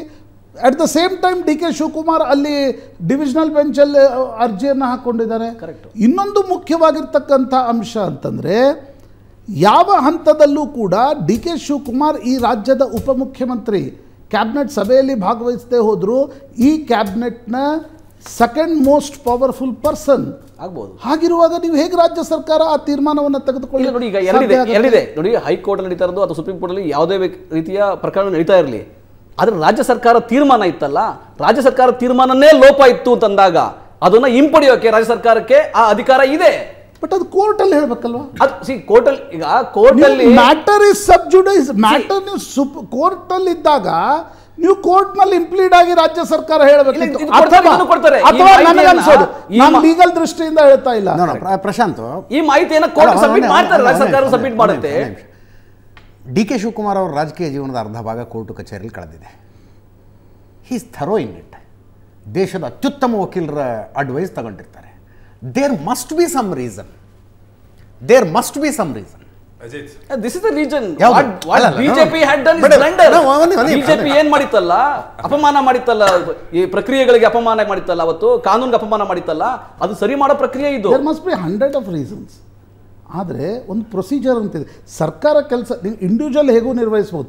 DK ಶಿವಕುಮಾರ್ ಪ್ರಕರಣಗಳಿಂದ ಹೊರಬರಬೇಕು ಅಂತ ಪ್ರಯತ್ನ ಪಡ್ತಾ ಇದ್ದಾರೆ. I don't have any problem with that. But cabinet ಇದೆ, there must be some reason ಅಂತ ಅಂದಿದ್ದು. ಯಾಕಂದರೆ ಒಬ್ಬ ಸಚಿವ, ಕ್ಯಾಬಿನೆಟ್ ಮಿನಿಸ್ಟ್ರು ಇದನ್ನು ವಿರೋಧಿಸಲಿಲ್ಲ ಅಂದರೆ ವಿರೋಧಿಸೋದಲ್ಲ, ಹೇಳಬೇಕಾಗಿತ್ತು. ನಾಳೆ ಹೆಚ್ಚು ಕಡಿಮೆ ಕಥೆ ಏನಾಗುತ್ತೆ? ಡಿ ಕೆ ಶಿವಕುಮಾರ್ ಏನಾಗಲ್ಲ, ಎಜಿಸಿ ಒಪಿನಿಯನ್ ತಗೊಂಡಿದ್ದಾರೆ, ಅಡ್ವೊಕೇಟ್ ಜನರಲ್ ಒಪಿನಿಯನ್ ತಗೊಂಡಿದ್ದಾರೆ. ಯಾವುದೇ ಆದಾಯಕ್ಕಿಂತ ಹೆಚ್ಚು ಆಸ್ತಿ ಗಳಿಕೆಯಲ್ಲಿ ಎಲ್ಲಾ ಪ್ರಕರಣಗಳು ಇಲ್ಲಿ ಸಿಐಡಿ ಸಿಒಡಿ ಹಿರಿಯ ವಕೀಲರಾದ ಬಸವರಾಜ್ ಅವರು ಕೂಡ ಜಾಯ್ನ್ ಆಗಿದ್ದಾರೆ ನಮ್ಮನ್ನ. ಬಸವರಾಜ್ ಸರ್, ನೀವು ಅಂದ್ರೆ let us play devils advocate. ನೀವೇ ಈಗ ಡಿ ಕೆ ಶಿವಕುಮಾರ್ ಪರ ವಕೀಲರು, ನೀವೇ ಲೀಗಲ್ ಅಡ್ವೈಸ್ ಕೊಟ್ಟಿದ್ದೀರಿ ಅಂದ್ರೆ ಯಾವ ಕಾರಣಕ್ಕೆ ಕೊಡ್ತಿದ್ದೀರಿ? ನಾನು ಆ ಥರ ಒಪಿನಿಯನ್ ಕೊಡಕ್ ಸಾಧ್ಯನೇ ಇಲ್ಲ, ಯಾಕೆಂದ್ರೆ my conscience is based on 2 judgments of the supreme court. So ನಾನು ಆ ಥರ ಮಾತಾಡ್ಲಿಕ್ಕೆ ಸಾಧ್ಯನೇ ಇಲ್ಲ. ನಾನು ಈಗಾಗಲೇ ನನ್ನ ಅಭಿಪ್ರಾಯ ವ್ಯಕ್ತಪಡಿಸಿದ್ದೀನಿ. ಸಚಿವ ಸಂಪುಟದ ನಿರ್ಧಾರ ಏನಿದೆಯಲ್ಲ, ಕೇಳಿಸ್ತಾ ಇದೆಯಾ ನಾನು ಹೇಳೋದು? ಕೇಳಿಸ್ತಾ ಇದೆ, ಪ್ಲೀಸ್ ಗೋ ಅಹೆಡ್ ಸರ್. ಸಚಿವ ಸಂಪುಟದ ನಿರ್ಧಾರ ಕಾನೂನು ಬಾಹಿರ ಮತ್ತು ಅಧಿಕಾರ ದುರುಪಯೋಗ ಮತ್ತು it's mala fide exercise of power. ನಾನು ಕ್ಲಿಯರ್ ಆಗಿ ಹೇಳಿದೀನಿ, ಇದು ನನ್ನ ಬಾಯಿಂದ ಬರ್ತಕ್ಕಂಥ ಮಾತಲ್ಲ. ಕಾನೂನು ಬಾಹಿರ ಮತ್ತು ಅಧಿಕಾರ ದುರುಪಯೋಗ ಅನ್ನೋದಿರೋದು ಮತ್ತು ದುರುದ್ದೇಶದಿಂದ ಕೂಡಿದ್ದು ಅನ್ನೋದನ್ನ ನಾನು ಹೇಳ್ತಾ ಇಲ್ಲ. 1994ರಲ್ಲಿ ಸರ್ವೋಚ್ಚ ನ್ಯಾಯಾಲಯ ಕೊಟ್ಟ ತೀರ್ಪು ಮತ್ತು 1998ರಲ್ಲಿ ಅದೇ ಸರ್ವೋಚ್ಚ ನ್ಯಾಯಾಲಯ ಕೊಟ್ಟ ತೀರ್ಪಿನ ಪ್ರಕಾರವಾಗಿ ನಾನು ಹೇಳ್ತಾ ಇದ್ದೀನಿ, ಈ ಆದೇಶ ಸಂವಿಧಾನಾತ್ಮಕವಾಗಿ ದೃಷ್ಟಿಯಿಂದ ನೋಡಿದ್ರೆ ಕಾನೂನು ಬಾಹಿರ ದುರುದ್ದೇಶ ಪೂರ್ವಕವಾಗಿ ಮಾಡಿರ್ತಕ್ಕಂಥದ್ದು ಅನ್ನುವುದನ್ನ ಮೇಲ್ನೋಟಕ್ಕೆ ನಾವು ಕಾಣಬಹುದು. ಎರಡನೇದೇನಾಗಿದೆ, ಅಲ್ಲಿ ಒಂದು ಜನರಲ್ ಮಿಸ್ಕನ್ಸೆಪ್ಷನ್ ಇದೆ. ಮಧ್ಯದಲ್ಲಿ ವಾಪಸ್ ತಕೊಂಡ ತಕ್ಷಣನೇ ಹಿಂದ್ಗಡೆಯಿಂದ ಮುಂಚೆ ಏನು ಪ್ರಕರಣ ತಗೊಂಡಾಗ್ಲಿಂದ ಏನು ಕಾರ್ಯಕ್ರಮ ನಡೆದಿತ್ತಲ್ಲ, ತನಿಖೆ ಮತ್ತೆ ಪ್ರಕರಣದ ಎಲ್ಲ ಹೊರಟೋಗುತ್ತೆ. ಆತರ ಏನೂ ಆಗೋದಿಲ್ಲ. 1994ರಲ್ಲಿ ಸರ್ವೋಚ್ಚ ನ್ಯಾಯಾಲಯ ಕೊಟ್ಟ ತೀರ್ಪಿನ ಪ್ರಕಾರವಾಗಿ an order passed under section 6 of the act, Delhi Special Force Establishment Act 1946 is not retrospective. Therefore a matter which is already entrusted to CBI, whether it is by general order or by a special order, will continue and the CBI can file charge sheet. This is the legal position. So ಅಲ್ಲಿ section general provision section 21 ಇವ್ರು ಏನ್ ಹೇಳ್ತಾರಲ್ಲ, it is retrospective operation ಬರೋದಿಲ್ಲ. But ಇವ್ರು ಹೇಳ್ತಾ ಇರೋದು special consent, ಇದು general consent ಅಲ್ಲ ಅಂತ. It does not make any difference. As per the supreme court judgement, an order passed by the cabinet withdrawing the consent is not retrospective. ಆದ್ರಿಂದ ಈಗಾಗಲೇ ಕೊಟ್ಟಿರ್ತಕ್ಕಂಥ ಕನ್ಸೆಂಟ್ಗೆ ಯಾವುದೇ ಧಕ್ಕೆ ಆಗೋದಿಲ್ಲ. The Central Bureau of Investigation can continue the investigation and submit the charge sheet. This is an adventure which they should not have done. According to me, it's totally illegal. 6 ಪ್ರಕಾರ ಅನುಮತಿ ಕೊಟ್ಟಿದ್ದನ್ನ ವಾಪಸ್ ಪಡ್ಕೊಳ್ಳೋಕೆ ಅಧಿಕಾರ ರಾಜ್ಯ ಸರ್ಕಾರಗಳಿಗೆ ಇದೆ. ನಂಬರ್ 1. ನಂಬರ್ 2, ಇವ್ರ judgment ಆಗಬಾರ್ದು, ದುರುದ್ದೇಶ ಅಂತ ಜಡ್ಜ್ಮೆಂಟ್ ಆಗಬಾರ್ದು. ಇಲ್ಲ ನೋಡಿ, ಈಗ ಪ್ರಕ್ರಿಯೆ, ಈಗ ರಾಜ್ಯ ಸರ್ಕಾರ ಒಂದು ತಪ್ಪನ್ನ ಲೋಪ ಆಗಿದೆ, ಇಲ್ಲ ಐ ಅಗ್ರಿ, ದುರುದ್ದೇಶ ಅಂತ ಅದು ಅದರೊಳಗೆ ಪೊಲಿಟಿಕಲ್ ಪಾರ್ಟಿ ಸರ್, ಒಬ್ಬ ಸಾಕ್ಷಿ ವಕೀಲರು ಕೂಡ ದುರುದ್ದೇಶ ಅಂತ ಹೇಳಿ ಸಾಧ್ಯ ಆಗೋದಿಲ್ಲ. ಹೆಂಗ್ ಹೇಳ್ತಾರೆ ದುರುದ್ದೇಶ? ಇದು ಸದುದ್ದೇಶ. ಕಾನೂನು ಪಾಲನೆ ಆಗಿಲ್ಲ 2019ರಲ್ಲಿ ಅನ್ನೋದು ಇವಾಗ ನಾವು ಪಾಲನೆ ಮಾಡಬೇಕಾಗಿದೆ ಅಂತ. ರಾಜಕೀಯ ದುರುದ್ದೇಶದಲ್ಲಿ ಇದನ್ನು ಮಾಡಿದ್ದಾರೆ ಅಂತ ಅದನ್ನ ನಾವು ಎಸ್ಟಾಬ್ಲಿಷ್ ಮಾಡಿದೀವಿ. ಎಕ್ಸ್ಪೋಸ್ ಆಗಿದೆ ಬಿಜೆಪಿ. ಇವತ್ತು ನಾವು ಮಾಡಬೇಕಾಗಿರೋದೇನು? ಅವತ್ತು ಯಾವ ಪ್ರಕ್ರಿಯೆ ನಾವು ಪಾಲನೆ ಮಾಡಿಲ್ಲ, ಅದನ್ನ ಇವತ್ತು ನಾವು ಪ್ರಕ್ರಿಯೆನ ಪಾಲನೆ ಮಾಡಬೇಕು. ಬಸವರಾಜ್ ಸರ್, ದಯವಿಟ್ಟು ನನಗೆ ಒಂದೇ ಒಂದು ನಿಮಿಷ ಅವಕಾಶ ಕೊಡಿ. ದುರುದ್ದೇಶ ಅನ್ನೋದಕ್ಕೆ ಇಂಗ್ಲಿಷ್ ನಲ್ಲಿ ಮಾಲಫೈಡ್ ಎಕ್ಸೈಸ್ ಆಫ್ ಪವರ್ ಅಂತಾರೆ. So mala fide exercise of power ಅನ್ನೋದು ಕನ್ನಡದಲ್ಲಿ ದುರುದ್ದೇಶ ಅಂತ ಹೇಳ್ತಾ ಇದೀನಿ. It's a legal term. Mala fide ಅನ್ನೋದು ಲೀಗಲ್ ಟರ್ಮ್. ಅಜಿತ್ ಸರ್, ಒಂದೇ ಒಂದು ಉದಾಹರಣೆ ಕೊಡ್ತೀನಿ ನೋಡಿ. 1979 ಸುಪ್ರೀಂ ಕೋರ್ಟ್ ಜಡ್ಮೆಂಟ್ 1979ರಿಂದ 84 ತನಕ Narbahadur Bhandari was the chief minister of Sikkim. ಆಯ್ತಾ? 84 ಆದ್ಮೇಲೆ 14 ದಿವಸ Bhim Bahadur Gurung was the chief minister for 14 days. ಅದಾದ್ಮೇಲೆ 84 ಇಂದ 85 ತನಕ 287 days ಪ್ರೆಸಿಡೆಂಟ್ ರೂಲ್ ಇತ್ತು, ರಾಷ್ಟ್ರಪತಿ ಆಡಳಿತ ಇತ್ತು. ಆ ಟೈಮ್ ನಲ್ಲಿ ನರಬಹದ್ದೂರ್ ಭಂಡಾರಿ ಅವರ ಮೇಲೆ 2 ಕ್ರಿಮಿನಲ್ ಕೇಸನ್ನು ಹಾಕಿ ಜನರಲ್ ಪ್ರಾವಿಷನ್ ಅನ್ನು ಉಪಯೋಗಿಸಿಕೊಂಡು ಸಿಬಿಐಗೆ ಕೇಸನ್ನು ಇಂಟ್ರೆಸ್ಟ್ ಮಾಡಿದ್ರು. ನಂತರ ಇವರೇ Nar Bahadur Bhandari become the chief minister of Sikkim for almost 9 years. ಆಗ 7/1/1987 ನಲ್ಲಿ ಈ ಕನ್ಸೆಂಟ್ ಅನ್ನ ವಾಪಸ್ ತಗೊಂಡು ಸಿಬಿಐ ಇಂದ ತೆಗೆದುಬಿಟ್ಟು ಮತ್ತೆ ಇವ್ರಿಗೆ ಮಾಡ್ಲಿಕ್ಕೋಸ್ಕರ ಪ್ರಯತ್ನ ಮಾಡ್ತಾರೆ. Supreme court says in paragraph 1 particular cabinet decision ಮಾಡಿ ಅದೇ ಇದೇ ಮಾರ್ಗದಲ್ಲಿ ಮಾಡಿದ್ರು. ಪ್ಯಾರಾಗ್ರಾಫ್ ಹೌದು, ಇದೇ ಮಾರ್ಗದಲ್ಲಿ identical facts are almost identical. He was the chief minister earlier. he looted money ಅಂತ ಹೇಳ್ಬಿಟ್ಟು then during the president rule CBI inquiry was conducted in respect of 2 matters. Then after the president rule he became the chief minister. Chief minister ಆದ ತಕ್ಷಣ ಒಂದು ವರ್ಷದೊಳಗಡೆ ಇದನ್ನ ವಾಪಸ್ ತಗೊಂಡ್ಬಿಟ್ರು. Supreme ಕೋರ್ಟ್ಗೆ ಮೊದಲನೇ chief minister of Sikkim mister Dorji ಅವರು ಡೈರೆಕ್ಟ್ ಆಗಿ article 32 petition ಹಾಕಿದ್ರು. 32 ಪಿಟಿಷನ್ ಹಾಕಿದಾಗ ಅಲ್ಲಿ ಆರ್ಗ್ಯುಮೆಂಟ್ ಏನಂತ ಹೇಳಿದ್ರೆ section 21 of the general classes act ಕಡೆ ಯಾವುದೇ ಆದೇಶವನ್ನು ಹೊರಡಿಸ್ತಕ್ಕಂತ ಒಂದು ವ್ಯಕ್ತಿಗೆ ಅಥವಾ ಶಕ್ತಿಗೆ ಅದನ್ನ ವಾಪಸ್ ತಗೊಳ್ಳಕ್ಕೂ ಅಧಿಕಾರ ಇದೆ ಅಂತ ಆರ್ಗ್ಯುಮೆಂಟ್ ಮಾಡಿದ್ರು. ಸುಪ್ರೀಂ ಕೋರ್ಟ್ ನವರು ಏನ್ ಹೇಳಿದ್ರು, ಇರಬಹುದು, ಆದರೆ ಒಂದೇ ಒಂದು ಪ್ಯಾರಾಗ್ರಾಫ್ ಓದ್ಬಿಡ್ತೀನಿ ನೋಡಿ, ಜಾಸ್ತಿ ಹೇಳಕ್ ಹೋಗೋದಿಲ್ಲ. Section 21 of the General Clauses Act does not confer power to issue an order having retrospective operation. Even proceeding on the basis that Section 21 of the Act is applicable, an order passed under Section of the Act, an order revoking an order giving consent can have only prospective effect. Therefore, ilnodi, the impugned notification mean that investigation which was commenced by CBI prior to withdrawal of the consent under the notification had to be completed and report to be submitted under section 173. Therefore, when this is the judgment of Qazi Lumbak Dorji, ನಾನು ಸಾಹೇಬ್ರನ್ನು ಬರ್ಕೋತಾ ಇದ್ದಾರೆ, 1994 supplement SCC 116. This is the judgement. ಇದು supreme court ಸಿಕ್ಕಿಂದು. ನಂತರ ಈ ಕೇರಳದಲ್ಲಿ ಈ ಒಂದಷ್ಟು ಗಲಾಟೆ ಆಯ್ತಲ್ಲ ಇಸ್ರೋದು ಎಸ್ಪಿಯೋನಾಜ್ ಅಲ್ಲಿ, ಅಲ್ಲಿ ದುರುದ್ದೇಶ ಈ ದುಸ್ಸಾಹಸದ ಪ್ರಯತ್ನಗಳು ಹಿಂದೂ ಆಗಿದಾವೆ ಅಂತ ಅರ್ಥ. ಮಾಡಿದ್ದನ್ನ ಖಂಡಿತವಾಗ್ಲೂ ಆಗಿದಾವೆ. ಅಲ್ಲಿ ಕೇರಳದಲ್ಲಿ ಆಗಿದಾಗ ಸ್ಟೇಟ್ ಗವರ್ಮೆಂಟ್ ಮೇಲೆ ಒಬ್ಬೊಬ್ಬರಿಗೂ 1 ಲಕ್ಷ ರೂಪಾಯಿನ ದಂಡ ವಿಧಿಸಿ ಅವರು ಆರ್ಡರ್ ಮಾಡಿದ್ರು, ಯಾರು ಸರ್ವೋಚ್ಚ ನ್ಯಾಯಾಲಯದವರು. ಅಲ್ಲಿ they use the word mala fide ಅಂತ. ದುರುದ್ದೇಶ ಅಂತಂದ್ರೆ I am using the word mala fide which is a legal term, ರಾಜಕೀಯದ ಪ್ರಶ್ನೆ ಅಲ್ಲ ಅದು. ಸೊ 2 ಪ್ರಶ್ನೆ ಬರ್ತದೆ. ಒಂದು, ಈ ತರದ ಆದೇಶಗಳು ಸರ್ವೋಚ್ಚ ನ್ಯಾಯಾಲಯದಲ್ಲಿ ಆಗ್ಲಿ ಉಚ್ಚ ನ್ಯಾಯಾಲಯದಲ್ಲಿ ಪ್ರಶ್ನೆ ಮಾಡಿದ್ರೆ ಇದು 2 ನಿಮಿಷನೂ ಬರೋದಿಲ್ಲ, ನಿಂತ್ಕೊಳ್ಳೋದಿಲ್ಲ. ಒಂದು. ಎರಡನೇದು, CBIನವರು ಈ ಆದೇಶದ ಬಗ್ಗೆ ತಲೆ ಕೆಡಿಸ್ಕೊಳ್ಳೋ ಅವಶ್ಯಕತೆನೇ ಇಲ್ಲ. ಯಾಕಂತಂದ್ರೆ 94ರ ತೀರ್ಪಿನ ಪ್ರಕಾರವಾಗಿ ಕನ್ಸೆಂಟ್ ಏನು ವಾಪಸ್ ತಗೊಂತಾರಲ್ಲ, it is not retrospective, it is prospective. So investigation ಏನು ಆಲ್ರೆಡಿ ಇಂಟ್ರೆಸ್ಟ್ ಆಗಿತ್ತಲ್ಲ, that should be taken to the logical end and charge sheet can be filed. This is the clear position. ಆಮೇಲೆ ಇನ್ನೊಂದು ಹೇಳ್ತೀನಿ, ನಾನು designated senior advocate ಅಲ್ದಲೇನೆ Karnataka state bar council member ಆಗಿದ್ದೀನಿ. ದಯವಿಟ್ಟು earlier advocate general ಆಗಲಿ ಈಗಿನ ಅಡ್ವೊಕೇಟ್ ಜನರಲ್ ಆಗಲಿ ವಕೀಲರು ಅವ್ರ ಬಗ್ಗೆ ಏನು ಅನ್ನಕ್ ಹೋಗಬೇಡಿ. ಯಾಕಂದ್ರೆ ಕಾನೂನಿನ ಚೌಕಟ್ಟಲ್ಲಿ ಅವರು ಒಂದು ಒಪಿನಿಯನ್ ಕೊಟ್ಟಿರ್ತಾರೆ, ಅವರಿಗೆ ಮನಸ್ಸಿಗೆ ಬಂದಂಗೆ ಅಲ್ಟಿಮೇಟ್ಲಿ ತೀರ್ಮಾನ ಮಾಡೋದು ಜಡ್ಜ್ ಸಾಹೇಬ್ರು. ಸೊ ಅಡ್ವೊಕೇಟ್ ಜನರಲ್ ವಕೀಲ ಆಗಿರೋದ್ರಿಂದ ಅವ್ರ ಬಗ್ಗೆ ವಿನಾಕಾರಣ ಯಾರು ಮಾಡಬಾರ್ದು ಅಂತ ನನ್ನ ವಿನಂತಿ ಅಷ್ಟೇ. ಇಲ್ಲ ಆ ವಿಷಯದಲ್ಲಿ ಅಂದ್ರೆ ಯಾರು ಏನು ಕಮೆಂಟ್ ಮಾಡಿಲ್ಲ.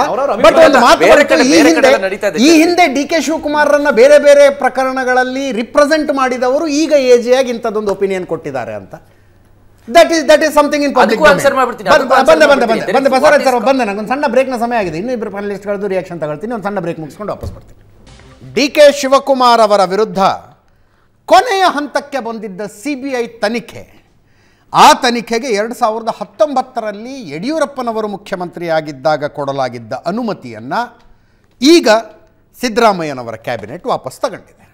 ಮೋಹನ್ ವಿಶ್ವ ಅಜಿತ್ ನೋಡಿ, ಹಿರಿಯಕ್ಕನ್ ಚಾಳಿ ಲಿಸ್ಟ್ ಕೊಡ್ತಾರ ಅವರು. ಅಲ್ಲಲ್ಲ, ಲಿಸ್ಟ್ ಕೊಡ್ತಾರ ಅವರು. ಇಂತಿಂಥ ಇರ್ರೆಗ್ಯುಲಾರಿಟೀಸ್ ಇತ್ತು ಇದರಲ್ಲಿ ಕೊಟ್ಟಿದ್ರಲ್ಲಿ, ಅದು ಆದ್ರಿಂದ ನಾವು ವಾಪಸ್ ತಗೋತಾ ಇದ್ದೀವಿ. ಅಜಿತ್, ನಾನು ಹೇಳದ್ನಲ್ಲ, ಇವತ್ತು ಇವ್ರದ್ದು HK ಪಾಟೀಲ್ರದ್ದು ಪ್ರೆಸ್ ಕಾನ್ಫರೆನ್ಸ್ ನೋಡಿದ್ರೆ ಯಾವ ಇದೇ DK ಶಿವಕುಮಾರ್ 2019ರಲ್ಲಿ ಸೆಪ್ಟೆಂಬರ್ ತಿಂಗಳಲ್ಲಿ ನಾವು CBIನ ಕೇಸಿಗೆ ರೆಫರ್ ಮಾಡಿದ್ವೋ, ಆ ರೆಫರಲ್ಲೇ ಸರಿ ಇಲ್ಲ ಅಂತ ಹೈಕೋರ್ಟ್ನಲ್ಲಿ ಪಿಟಿಷನ್ ಫೈಲ್ ಮಾಡಿದಾಗ ಹೈಕೋರ್ಟ್ನಲ್ಲಿ DK ಶಿವಕುಮಾರ್ ಪರವಾದಂಥ ಲಾಯರ್ ಆರ್ಗ್ಯುಮೆಂಟ್ ಮಾಡಿದ್ರಲ್ಲ ಪಾಯಿಂಟ್ಸು, ಆ ಪಾಯಿಂಟ್ಸ್ ಇಟ್ಕೊಂಡೇ ಇವತ್ತು ಕಾಂಗ್ರೆಸ್ನವ್ರು ಪತ್ರಿಕಾಗೋಷ್ಠಿ ಮಾಡಿದ್ದು. ಆ ಪಾಯಿಂಟ್ಸ್ಗಳು ಯಾವುದು ಸರಿ ಇಲ್ಲ, BJP ಸರ್ಕಾರ CBIಗೆ ವಹಿಸಿರೋದು ಸರಿಯಾಗಿದೆ, ಇದು ಕರೆಕ್ಟ್ ಆಗಿರೋ ಪ್ರೊಸೀಜರು ಅಂತ ಹೇಳಿ ಹೈಕೋರ್ಟ್ ಚೀಮಾರಿ ಹಾಕಿ DK ಶಿವಕುಮಾರ್ ಅವ್ರನ್ನ ಮನೆ ಕಳಿಸಿದೆ. ಇದು fact, as simple as that. ಆಯ್ತಲ್ಲ. ಎರಡನೇದು, ಇದೇ ಕೇಸಿನ ವಿಚಾರದಲ್ಲಿ ಅವ್ರು ಅಪೀಲ್ಗೆ ಹೋದಾಗ ಸ್ಟೇ ಆರ್ಡರ್ ತಗೊಂಬನ್ನಿ ಅಂತ ಕೇಳಿದಾಗ ಏನ್ ಹೇಳ್ತು ನೆಕ್ಸ್ಟ್ ಲೆವೆಲ್ ಬೆಂಚು, ನೀವು ಎಷ್ಟು ಬೇಗ ಆಗುತ್ತೋ ಅಷ್ಟು ಬೇಗ ನೀವು ಚಾರ್ಜ್ ಶೀಟ್ ನ ಸಲ್ಲಿಕೆ ಮಾಡಿ ಅಂತ ಹೇಳ್ತಾರೆ. ರೆಫರ್ ಬ್ಯಾಕ್ ಮಾಡಿದ್ಮೇಲೆ 3 ತಿಂಗಳು ಟೈಮ್ ತಗೊಳ್ತು. ಆ 3 ತಿಂಗಳು ಇನ್ನೇನು ಜನವರಿನಲ್ಲಿ ಎಕ್ಸ್ಪೈರ್ ಆಗುತ್ತೆ. ಐ ಥಿಂಕ್ ಅದು ಅಕ್ಟೋಬರ್ ಅಲ್ಲ ಅಕ್ಟೋಬರ್ ಅನ್ಸುತ್ತೆ ಪ್ರಾಬ್ಲಿ ಆಗಿದ್ದು ಹೇಳಿದ್ದದು. ಸೊ ಜನವರಿ ಒಳಗಡೆ ಕೊಡಬೇಕು. ಆ ಟೈಮ್ನಲ್ಲೂ ಅಷ್ಟೇ ಸಿಬಿಐ ಕ್ಲಿಯರ್ ಕಟ್ ಆಗಿ ಕೊಟ್ಟಂತ ಇನ್ಫಾರ್ಮೇಶನ್ ಪ್ರಕಾರ, ಎವಿಡೆನ್ಸ್ಗಳ ಪ್ರಕಾರ 90% ತನಿಖೆ ಆಗಿತ್ತು. ತನಿಖೆ ಒಂದಷ್ಟು ವಿಚಾರಗಳು ಅಲ್ಲಿ ಚರ್ಚೆಗೆ ಬಂದಿದ್ದಾವೆ, ಸಿಬಿಐ ಕಡೆಯಿಂದ ಆರ್ಗ್ಯುಮೆಂಟ್ಸು ಆಗಿದ್ದಾವೆ. ಆ ಬೇಸಿಸ್ ಮೇಲೆ ಕೋರ್ಟ್ ಹೇಳಿದ್ದು ಹೌದು ಟೈಮ್ ಕೊರೋಣ, ನೀವು ಚಾರ್ಜ್ ಶೀಟ್ ಬೇಗ ಫೈಲ್ ಮಾಡಿ ಅಂತ. ಈಗ ಇದೇ D K Shivakumar first case FIR ನ ಕ್ವಾಶ್ ಮಾಡಿ ಅಂತ ಹಾಕಿ, ಎರಡನೇ ಕೇಸು ಸರ್ಕಾರ ಕೊಟ್ಟಿದ್ದಂಥದ್ದು ಸರಿ ಇಲ್ಲ ಅಂತ ಹೇಳಿ ಇವರೇ ಕೇಸ್ ಹಾಕಿ, ಮತ್ತೆ ಇವರೇ ಸಂಪುಟದೊಳಗಡೆ one more point to be noted, he is part of cabinet, he is a deputy chief minister, he is an irrigation minister. ಯಾವ ಡೆಪ್ಯೂಟಿ ಚೀಫ್ ಮಿನಿಸ್ಟರ್ ಕ್ಯಾಬಿನೆಟ್ ಒಳಗಡೆ ಇದ್ಕೊಂಡು ತನ್ನ ಮೇಲಿರುವಂತ ಕೇಸ್ಗೆ ತಾನೇ ವಿಡ್ರಾ ನೆನ್ನೆ ನಿರ್ಧಾರ ತೆಗೆದುಕೊಂಡ ಸಂದರ್ಭದಲ್ಲಿ ಕ್ಯಾಬಿನೆಟ್ ಮೀಟಿಂಗ್ ನಲ್ಲಿ ಅವ್ರು ಇರ್ಲಿಲ್ಲ, ಇರೋದಕ್ಕೂ ಬರೋದಿಲ್ಲ. ಕ್ಯಾಬಿನೆಟ್ ಮೀಟಿಂಗ್ ಅಲ್ಲಿ ಅವ್ರು ಇರ್ಲಿಲ್ಲ ಅಂದ್ರೂ ಶಿವಕುಮಾರ್ ಅವರು ಹೇಳೋ ಪ್ರಕಾರ ವಿಷಯ ಅವ್ರಿಗೆ ಗೊತ್ತಾಗಿದ್ದು ಮಾರನೇ ದಿವಸ ಪತ್ರಿಕೆಗಳಲ್ಲಿ, ಅಂದ್ರೆ ಇವತ್ತು ಬೆಳಗ್ಗೆ ಪೇಪರ್ ನೋಡಿದಾಗ he may not be present there, but cabinet approval ಅಂತ ಬಂದಾಗ it's an approval of entire cabinet, entire state government. ಅದು ಎರಡನೇ ಪಾಯಿಂಟ್. ಅಜಿತ್, ಇನ್ನೊಂದು ಪಾಯಿಂಟ್ ಇಲ್ಲಿ ಹೇಳ್ಬೇಕಂದ್ರೆ, ಇದು ಯಾವಾಗ ಆಗಿದೆ ಅಂತ ಹೇಳಿದ್ರೆ ಅಜಿತ್, 4-5 ದಿವಸಗಳ ಹಿಂದೆ ನ್ಯಾಷನಲ್ ಹೆರಾಲ್ಡ್ ಕೇಸಲ್ಲಿ ಸೈನಿಕರ ಹಣ ಲೂಟಿ ಮಾಡಿದಂತ ಸೋನಿಯಾ ಗಾಂಧಿ, ರಾಹುಲ್ ಗಾಂಧಿ ವಿಚಾರದಲ್ಲಿ 752 ಕೋಟಿ ವರ್ತ್ ಅಸೆಟ್ ನ ಇಡಿ ಮುಟ್ಟುಗೋಲು ಹಾಕೊಂಡ 3-4 ದಿವಸಕ್ಕೆ ಇದು ಬಂದಿದೆ. That means what? ಸಿಬಿಐ ತನ್ನ ಕೆಲಸ ಕರೆಕ್ಟ್ ಆಗಿ ಮಾಡ್ತಾ ಇದೆ, ಹೈಕೋರ್ಟ್ ಚೀಮರ್ ಹಾಕಿರೋದು ಕರೆಕ್ಟ್ ಆಗಿದೆ, ಸಿಬಿಐ ಸಲ್ಲಿಸಿರುವಂತ ಅಥವಾ ಸಲ್ಲಿಸೋದಕ್ಕೆ ಹೋಗ್ತಿರುವಂತ ಚಾರ್ಜ್ ಶೀಟ್ ಆಗ್ಬೋದು ಅಥವಾ ಕೋರ್ಟ್ ಮುಂದೆ ಮಾಡ್ತಿರುವಂತ ಆರ್ಗ್ಯುಮೆಂಟ್ಗಳಲ್ಲಿ ಆಗ್ಬೋದು, ಇವ್ರಿಗೆ ಒಂದು ಕ್ಲಾರಿಟಿ ಬಂದಿದೆ ಅಥವಾ ಒಂದು ಭಯ ಬಂದಿದೆ, ಇವ್ರು ಲೂಟಿ ಮಾಡಿರುವಂತ ಆಸ್ತಿನ ಮುಟ್ಟುಗೋಲು ಹಾಕೊಳ್ಬಹುದು. ಯಾಕಂದ್ರೆ ಇನ್ಕಮ್ ಟ್ಯಾಕ್ಸ್ ಅಲ್ಲೂ ಪ್ರೂವ್ ಆಗಿದೆ, ಇಡಿನಲ್ಲೂ ಪ್ರೂವ್ ಆಗಿದೆ, ಮನಿ ಲ್ಯಾಂಡ್ರಿಂಗ್ PMLA ನಲ್ಲೂ ಪ್ರೂವ್ ಆಗಿದೆ. ಈಗ ನೆಕ್ಸ್ಟ್ CBIಯಲ್ಲೂ ಆದ್ರೆ ಮುಟ್ಟುಗೋಲು ಹಾಕೊಳ್ಳುವಂತ ಪರಿಸ್ಥಿತಿ ಬಂದೇ ಬರುತ್ತೆ. ಬಹುಶಃ ಅದಕ್ಕೋಸ್ಕರನೇ ಈ ಕೆಲಸ ಮಾಡಿರೋದು.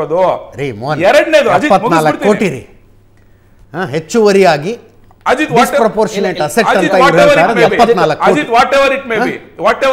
ಶಿವಕುಮಾರ್ ಯಾವುದೋ ಒಂದು ಆಸ್ತಿ ಅಟ್ಯಾಚ್ ಆಗ್ಬೋದು, ನೀವೇನು ತರ ನಡುತ್ತಿದ್ದಾರೆ ಅವರು. ಎರಡನೇ ಪಾಯಿಂಟ್ ಈ ಕೇಸಲ್ಲಿ ಅಂದ್ರೆ ಸಿಬಿಐ ಚಾರ್ಜ್ ಶೀಟ್ ಅಲ್ಲಿ ಡಿಸೈಡ್ ಆದ್ರೆ ಅವ್ರು ಕಡಿಮೆ ಅಂದ್ರೆ 3 ರಿಂದ 5 ವರ್ಷಗಳ ಕಾಲ ಸಜೆ ಆಗುತ್ತೆ. ಆ ಪಾಯಿಂಟು ಇದೆ, ಗೊತ್ತಾಯ್ತಲ್ಲ. ಸೊ ಲೋಕಸಭಾ ಚುನಾವಣೆ ಮುಂಚೆ ಅದು ಆಗ್ಬಾರ್ದು ಅನ್ನೋದಕ್ಕೋಸ್ಕರ ಮಾಡಿರುವಂತ ಇದು ಆಗ್ಬೋದು. ಇದು ಚಾರ್ಜ್ ಶೀಟ್ ಆದ್ಮೇಲೆ ವಿಚಾರಣೆ ಶುರುವಾಗುತ್ತೆ ನ್ಯಾಯಾಲಯದಲ್ಲಿ. ಅದು ಎಷ್ಟು ವರ್ಷ ನಡೆಯುತ್ತೋ, ಯಾವಾಗ ಆಗುತ್ತೋ. ಈ ಕೇಸು ಕ್ರಿಸ್ಟಲ್ ಕ್ಲಿಯರ್ ಇರೋ ಕೇಸು, ಇದು ಯಾವ್ದೋ ಬೇರೆ ಕೇಸ್ಗಳ ತರ ಎವಿಡೆನ್ಸ್ ಇಲ್ಲ ಮಾಡಿರೋದೆಲ್ಲ ಏನಲ್ಲ ಇದು, ಆಯ್ತಲ್ಲ. ನೆಕ್ಸ್ಟ್ ಸಂವಿಧಾನ, ಪ್ರಜಾಪ್ರಭುತ್ವ, ಶಾಸಕಾಂಗ, ಕಾರ್ಯಾಂಗದ ಬಗ್ಗೆ ಉದ್ದುದ್ದ ಮಾತಾಡುವಂತ ಕಾಂಗ್ರೆಸ್ ಇವತ್ ಮಾಡಿರೋ ಕೆಲಸ ಏನು? ಅವತ್ತು ಇಂದಿರಾ ಗಾಂಧಿನೂ ಇದೇ ಕೆಲಸನೇ ಮಾಡಿದ್ದು. ಅವರೇನ್ ಮಾಡ್ರು ಅಂದ್ರೆ ನ್ಯಾಯಾಲಯ ತೀರ್ಪು ಕೊಟ್ಟ ಮೇಲೆ ಮಾಡಿದ್ರು. ಇದಕ್ಕೂ ಏನ್ ಡಿಫರೆನ್ಸ್? ನ್ಯಾಯಾಲಯದಲ್ಲಿ ಇನ್ನು ಕೇಸ್ ಪೆಂಡಿಂಗ್ ಇರುವಾಗಲೇ ಮಾಡಿಬಿಟ್ರಿ. ನೀವು ಮಾಡಿದ್ರಿ ಸಂವಿಧಾನ ದುರುಪಯೋಗ, ಶಾಸಕಾಂಗದ ದುರುಪಯೋಗ, ನೀವು ಮಾಡಿದಿರಿ, ನೀವು ಮಾಡಿದಿರಿ ಅದನ್ನ. ಕಾರ್ಯಾಂಗದ ದುರುಪಯೋಗ ನೀವು ಮಾಡಿದಿರಿ ಅದನ್ನ 2019ರಲ್ಲಿ.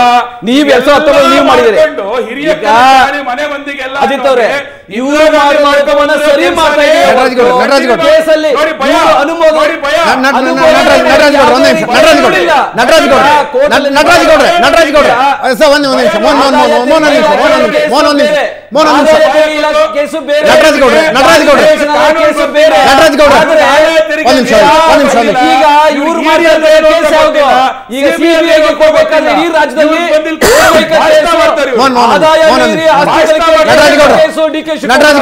ತನಿಖೆ ಆಗ್ಬೇಕಂದ್ರೆ ಇವರು ಪಾಲನೆ ಮಾಡಿದ್ರಿ. ನಿಮ್ಮ ಅಧಿಕಾರ ಇದೆ.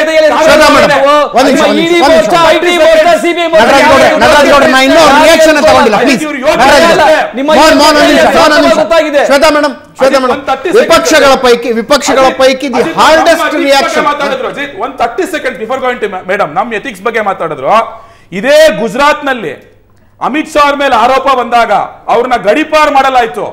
ಅಲ್ಲೂ ನಾವು ಫುಲ್ ಫ್ಲೆಡ್ ಸರ್ಕಾರ ಇದ್ವಿ. ಅವತ್ತು ಯಾವತ್ತೂ ಅಷ್ಟೇ ಸಚಿವ ಸಂಪುಟ ಆಗ್ಬೋದು, ಮುಖ್ಯಮಂತ್ರಿಗಳಾದ ನರೇಂದ್ರ ಮೋದಿ ಅವರಾಗ್ಬೋದು, ಈ ರೀತಿ ಡಿಸ್ಕಷನ್ ಮಾಡಲಿಲ್ಲ, ಈ ರೀತಿ ಡಿಸಿಷನ್ ತಗೊಳ್ಳಿಲ್ಲ. ಕೋರ್ಟ್ ಹೋಗಿ ಗೆದ್ಕೊಂಡ್ ವಾಪಸ್ ಬಂದ್ರು ಅಮಿತ್ ಶಾ ಅವರು.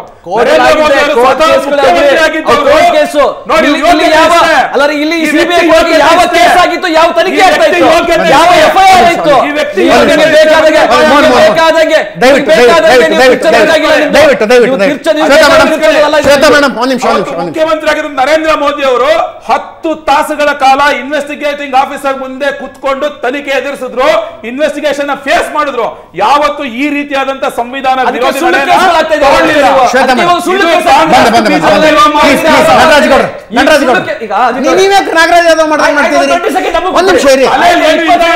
ಈಚೆ ಬರೋದು ಬಾಯ್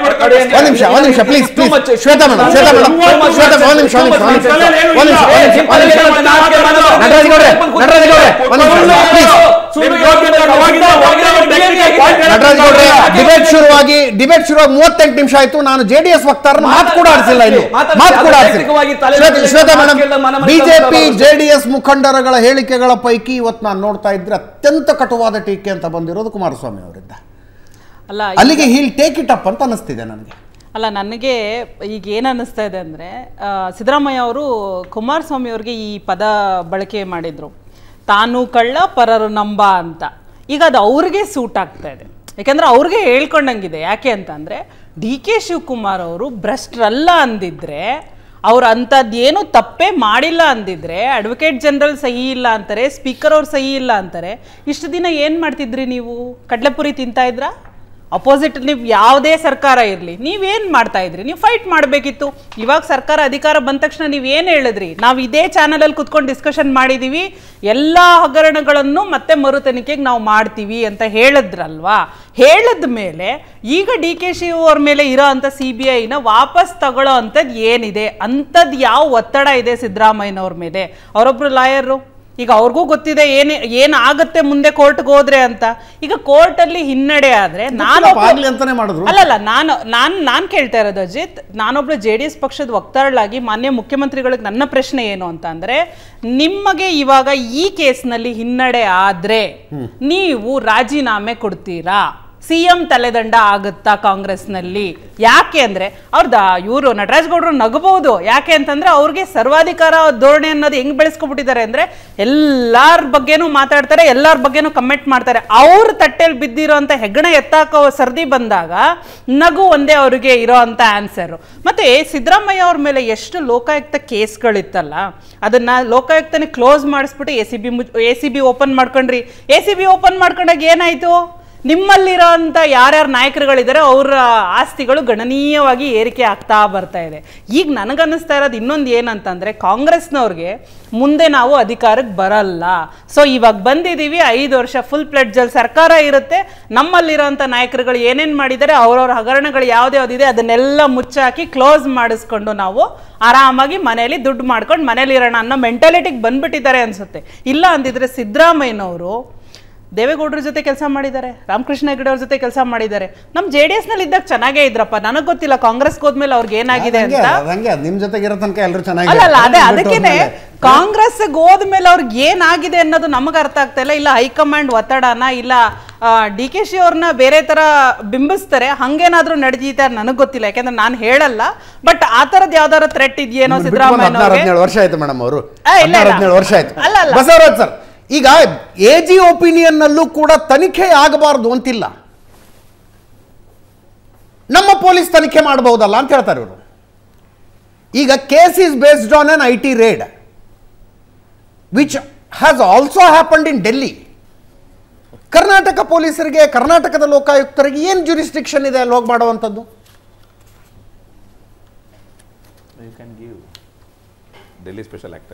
ಈಗ ಒಂದು ಸಿಂಪಲ್ ಆಗಿ ಹೇಳ್ತೀನಿ, ಈ ಸ್ವಲ್ಪ ಕೇಸ್ ಸೀರಿಯಸ್ ಆಗಿದೆ, ಈ ಸರ್ಜನ್ ನೋಡ್ಲಿ ಅಂತ ಹೇಳ್ತೀರಾ, ಸರ್ಜನ್ ಕೊಟ್ಬಿಟ್ಟಿರ್ತಾರೆ, ಅವ್ರ ಆಪರೇಷನ್ ಮಾಡಕ್ ಶುರು ಮಾಡ್ಬಿಟ್ಟಿರ್ತಾರೆ. ಅವಾಗಲ ಆ ಕಡೆ ಈ ಕಡೆ ಎಲ್ಲ ಕೊಯ್ದು, ನಮ್ ಕಾಂಪೌಂಡ್ರೆ ಮಾಡ್ಬೋದಿತ್ತು, ನಮ್ಮ ಡಾಕ್ಟ್ರೇ ಮಾಡ್ಬೋದಿತ್ತು, ವಾಪಸ್ ತಗೊಂಡ್ಬಿಡೋಣ. ನಾನು ಅತ್ಯಂತ ಸರಳವಾಗಿ ಹೇಳ್ತಾ ಇದೀನಿ. See, Central Bureau of Investigation is one of the premier institutions which deals with some of the most serious issues like bomb blast, Prevention of Corruption Act, and some of the trans-border and transnational issues. That's the premier institutions which is headed by some of the most dignified persons. ಅದಕ್ಕೋಸ್ಕರ ಇವರ state government ನವರು ಕೇಳ್ತಾರೆ ಅಂತ ಇಟ್ಕೊಳ್ಳೋಣ. ನಂತರ ಅವರು ಅದ್ರ ಮೇಲೆ ಪ್ರಕರಣ ದಾಖಲೆ ಮಾಡಿ ಒಂದು ಎನ್ಕ್ವೈರಿ ಮಾಡ್ತಾರೆ. ಇದುವರೆಗೂ ಕೂಡ CBI ಬಗ್ಗೆ ನಾನು ಅತ್ಯಂತ ತೀವ್ರವಾದಂತ ಆಕ್ಷೇಪಗಳನ್ನ ಕೇಳಿಲ್ಲ. ಸ್ಟೇಟ್ ಪೊಲೀಸ್ನವ್ರ ಬಗ್ಗೆ ಸಾಕಷ್ಟು ಇದೆ. ದೇರ್ಫೋರ್ ಸರ್ಕಾರದವರು ಇರ್ಲಿ CBIಗೆ ಕೊಡೋಣ ಅಂತ ಅಂದ್ಕೊಂಡು ಕೊಟ್ಟಿದ್ದಾರೆ. ನಾನು ಅದ್ರ ಬಗ್ಗೆ ಸೆಕ್ಷನ್ 21 ಕೆಳಗಡೆ ವಾಪಸ್ ತಗೊಂತೀವಿ ಅಂತಾನು ಹೇಳ್ತಾರೆ. ಅದಕ್ಕೆ ನೀವು ಹಲವಾರು ಸರ್ಕಸ್ ಮಾಡೋ ಅವಶ್ಯಕತೆನೇ ಇಲ್ಲ. ನೀವು AG ಒಪಿನಿಯನ್ ಕೊಟ್ಟಿಲ್ಲ, ಸ್ಪೀಕರ್ ಕೊಟ್ಟಿಲ್ಲ, ಅವೆಲ್ಲ ಬರೋದು ಬೇಕಾಗಿಲ್ಲ, ಅದು ಬರೋದಿಲ್ಲ. ನೀವು ವಾಪಸ್ ತಗೊಂಡ್ರಿ ಅಂತ ಇಟ್ಕೊಳ್ಳೋಣ. ಯಾವ ಸಮಯದಲ್ಲಿ ಯಾವ ಕಾರಣಕ್ಕೋಸ್ಕರ ವಾಪಸ್ ತಗೋಬೇಡಿ ಅನ್ನೋದು ಪ್ರಶ್ನೆ ಬರ್ತದೆ. ಸುಪ್ರೀಂ ಕೋರ್ಟ್ ತೀರ್ಮಾನ ಪ್ರಕಾರವಾಗಿ ಆ ತರ ವಾಪಸ್ ತಕ್ಕೊಂಡ್ರೆ CBIಗೆ ತನಿಖೆ ಮಾಡ್ಲಿಕ್ಕೆ ಯಾವ ತೊಂದರೆನೂ ಇರೋದಿಲ್ಲ. They can conclude the enquiry and complete and file the charge sheet. ಒಂದು. ಎರಡನೇದು, ಕೇರಳ ಹೈಕೋರ್ಟ್ ನಲ್ಲಿ ಮಾಲಿಫೈಡ್ ಅಂತ ಯೂಸ್ ಮಾಡ್ತೀನಿ, ದುರುದ್ದೇಶ ಅಂತ ಸ್ವಲ್ಪ ತಪ್ಪು ತಿಳ್ಕೊಂಡ್ರು. ಮಾಲಿಫೈಡ್ ಎಕ್ಸೈಸ್ ಆಫ್ ಪವರ್ ಅಂತ ಹೇಳಿದ್ರೆ on the face of it, if the state government withdraw the consent to help a politician against whom corruption charges are made, on the face of it, it is malified. So malified is an issue which the court can go into. Therefore, once you entrust the matter to premier most institution for investigation, ವಾಪಸ್ ತಗೊಳ್ಳಿಕ್ಕೆ there must be some reason. These are the frivolous reasons which could have been raised in by way of a judicial review before the high court. ನೀವು challenge ಮಾಡಬೇಕಾಗಿತ್ತು.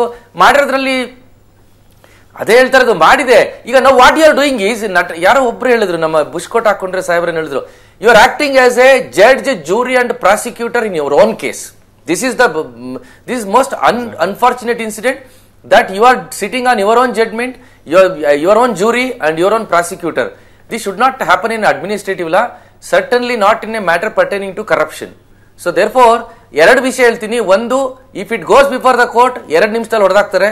ಮೂರನೇ, ಇನ್ನೊಂದು ಏನಂತ ಹೇಳಿದ್ರೆ, CBI ನವರು ಕೋರ್ಟ್ಗೆ ಹೋಗೋ ಅವಶ್ಯಕತೆ ಇಲ್ಲ. Because of the judgement of the supreme court in Dorji case in 1994, it is prospective in operation. Therefore, the investigation already entrusted will continue till it reaches the logical end. ಅಂದ್ರೆ ಅನುಮತಿಯನ್ನು ತಿರುಪತಿ ಹುಂಡಿಗೆ ಹಾಕ್ದಂಗಿದ್ನ, ಅಂದ್ರೆ ವಾಪಸ್ ಬರಲ್ಲ, ತೆಗಿಯಕ್ಕಾಗಲ್ಲ ಅಂತ ನೀವು ಹೇಳೋದು. ಕರೆಕ್ಟ್. ತಿರುಪತಿ ಹುಂಡಿಗೆ ಕಾಣಿಕೆ ಹಾಕಿದ್ಮೇಲೆ ವಾಪಸ್ ಹೆಂಗ್ ತಗೋತೀರಿ ಅದನ್ನ? ಅಂದ್ರೆ ಶಿವಕುಮಾರ್ ಹೈಕಮಾಂಡ್ ಮೇಲೆ ಒತ್ತಡ ಹಾಕಿದರೆ ಹೈಕಮಾಂಡ್ ಕ್ಯಾಬಿನೆಟ್ ನಿರ್ಣಯ ಮಾಡಿದೆ. ಸರ್ಕಾರ ಮಾಡೋ ಲೋಪನ ಸರಿ ಮಾಡ್ತಾ ಇದೀವಿ ಅಂತ ಸರ್ಕಾರ ಕೋರ್ಟ್ ಏನಾದ್ರು ತೀರ್ಮಾನ ತಗೊಳ್ಳಿ, ತನಿಖೆ ಏನ್ ಬೇಕಂದ್ರೆ 29ನೇ ತಾರೀಕು ಕೇಸ್ ಬರ್ತಾ ಇದೆ, ಅವತ್ತೇನಾಗುತ್ತೆ ಅಂತ ನಾನು 1 to 1 ಮಾಡಿದ್ರೆ ಇನ್ನಷ್ಟು ವಿಷಯಗಳು ಹೊರಗೆ ಬರ್ತಾ ಇದ್ವು. ಒಂದು ಸಣ್ಣ ಬ್ರೇಕ್ನ ಸಮಯ ಆಗಿದೆ, ಬ್ರೇಕ್ ಮುಗಿಸ್ಕೊಂಡು ವಾಪಸ್ ಬರ್ತೇನೆ. ವಕೀಲರಾದ ಬಸವರಾಜ್ ಅವರು ನಮ್ಮ ಜೊತೆಗೆ ನೇರ ಸಂಪರ್ಕದಲ್ಲಿದ್ದಾರೆ. ಸರ್, 29ನೇ ತಾರೀಕು ಕೇಸ್ ಬರ್ತಾ ಇದೆ, ಏನಾಗುತ್ತೆ 29ನೇ ತಾರೀಕು? AG ಹೋಗಿ ಕ್ಯಾಬಿನೆಟ್ ಇಂಥದ್ದೊಂದು ನಿರ್ಣಯ ತಗೊಂಡಿದೆ ನೋಡಿ ಅಂತ ವಿಭಾಗೀಯ ಪೀಠಕ್ಕೆ ಕೊಡ್ತಾರಾ ಕ್ಯಾಬಿನೆಟ್ ನಿರ್ಣಯವನ್ನು? ತಾವೇ ಇಂಪ್ಲೀಡ್ ಮಾಡ್ಕೊಳ್ಬೇಕಾಗಿ ಬರುತ್ತಾ ಅವರು? ಇಲ್ಲ, ಅದು ಎರಡು ವಿಷಯ ಆಗುತ್ತೆ. ಒಂದು, ಈ ಕ್ಯಾಬಿನೆಟ್ ಡಿಸಿಷನ್ ನ ಕೊಟ್ರೆ, CBI ನವರು 1994 ಜಡ್ಮೆಂಟ್ ನ ಕೊಟ್ರೆ, ನನ್ನ ಪ್ರಕಾರವಾಗಿ ಹಾಗೆ CBI ನವರು ಕಂಟಿನ್ಯೂ ಮಾಡ್ಲಿಕ್ಕೆ ಏನೂ ತೊಂದರೆ ಆಗೋದಿಲ್ಲ. ಬಿಕಾಸ್ ದಿಸ್ ಡಿಸಿಷನ್ ಏನಿದೆಯಲ್ಲ, cabinet decision, this will not have A retrospective effect ಅಂತ ಸುಪ್ರೀಂ ಕೋರ್ಟ್ ಜಡ್ಮೆಂಟ್ ನ ಕೊಟ್ರೆ ಆಗ CBIಗೆ ಸ್ವಲ್ಪ ಅನುಕೂಲ ಆಗುತ್ತೆ. ಒಂದು. ಎರಡನೇದು, ನನ್ನ ಪ್ರಕಾರವಾಗಿ, ನಾನು 35 ವರ್ಷ ಪ್ರಾಕ್ಟೀಸ್ ಮಾಡಿರೋದು ಹೇಳಿದ್ದು, there is what is called judicial overreach. ನೀವು ಮ್ಯಾಟರ್ ಪೆಂಡಿಂಗ್ ಇದ್ದಾಗ only to defeat the process of law, if this is done, this amounts to abuse of process of law. This cannot be done. ಈ argument ಅವ್ರು ಮಾಡಬಹುದು, but ನನ್ನ ಪ್ರಕಾರವಾಗಿ 29ನೇ ತಾರೀಕು ಕೊಟ್ರೆ CBI ನವರು ಈ ಜಡ್ಮೆಂಟ್ ನ ರಿಲೇ ಮಾಡಬಹುದು ಅಂತ ಅನ್ಸುತ್ತೆ. ನ್ಯಾಯಾಧೀಶರೇನು ನಿರ್ಧಾರ ತಗೊಳ್ತಾರೆ ಅಂತ ಅವರ ಇದಕ್ಕೆ ಬಿಟ್ಟಿದ್ವಿ ವಿವೇಚನೆಗೆ. ಬಟ್ CBI ನವರು ಈ ಜಡ್ಮೆಂಟ್ ಕೊಡೋದ್ರಿಂದ ಸ್ವಲ್ಪ ಅವ್ರಿಗೆ ಒಂದು ಅವರ ವಾದಕ್ಕೆ ಪುಷ್ಟಿಕರ ಸಿಗುತ್ತೆ. ನಮಗೆ ಈ ಆರ್ಡ್ರಿಂದ ನಮ್ಗೇನು ತೊಂದರೆ ಆಗೋದಿಲ್ಲ, we will continue with our ಇದು.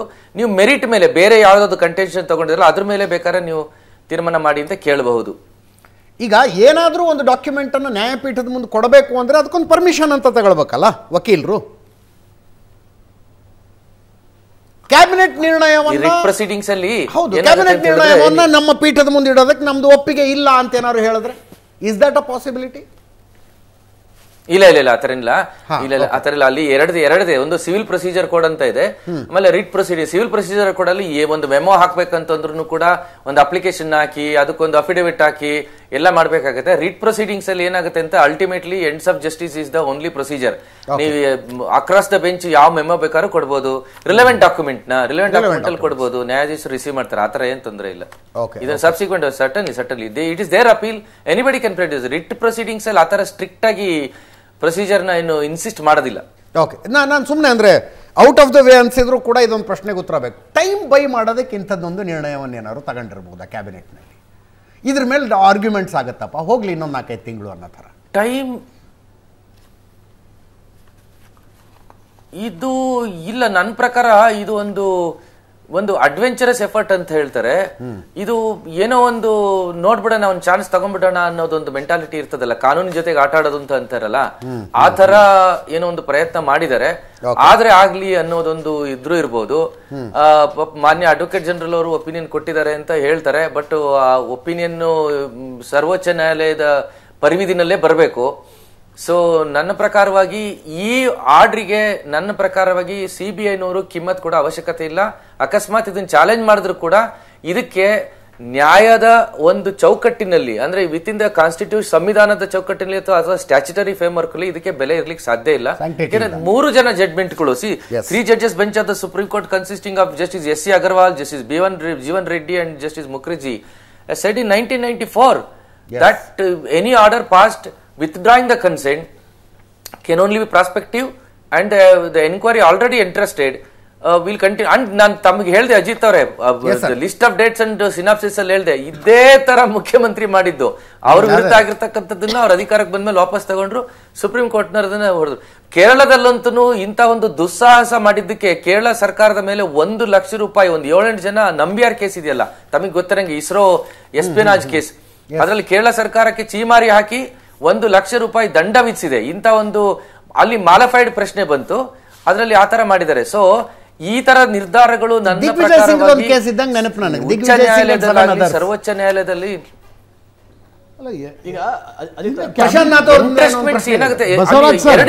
ಬಸವರಾಜ್ ಸರ್, ನಿನ್ನೆ ಕ್ಯಾಬಿನೆಟ್ ನ ನಂತರ ಎಚ್ ಕೆ ಪಾಟೀಲ್ ಒಂದು ಆರ್ಗ್ಯುಮೆಂಟ್ ಅನ್ನ ಮುಂದಿಟ್ರು. ಇಲ್ಲ ಸ್ಪೀಕರ್ ನಿರ್ಣಯ, ಸ್ಪೀಕರ್ ಪರ್ಮಿಷನ್ ತೆಗೆದುಕೊಳ್ಳಿಲ್ಲ, ನಂಬರ್ 1.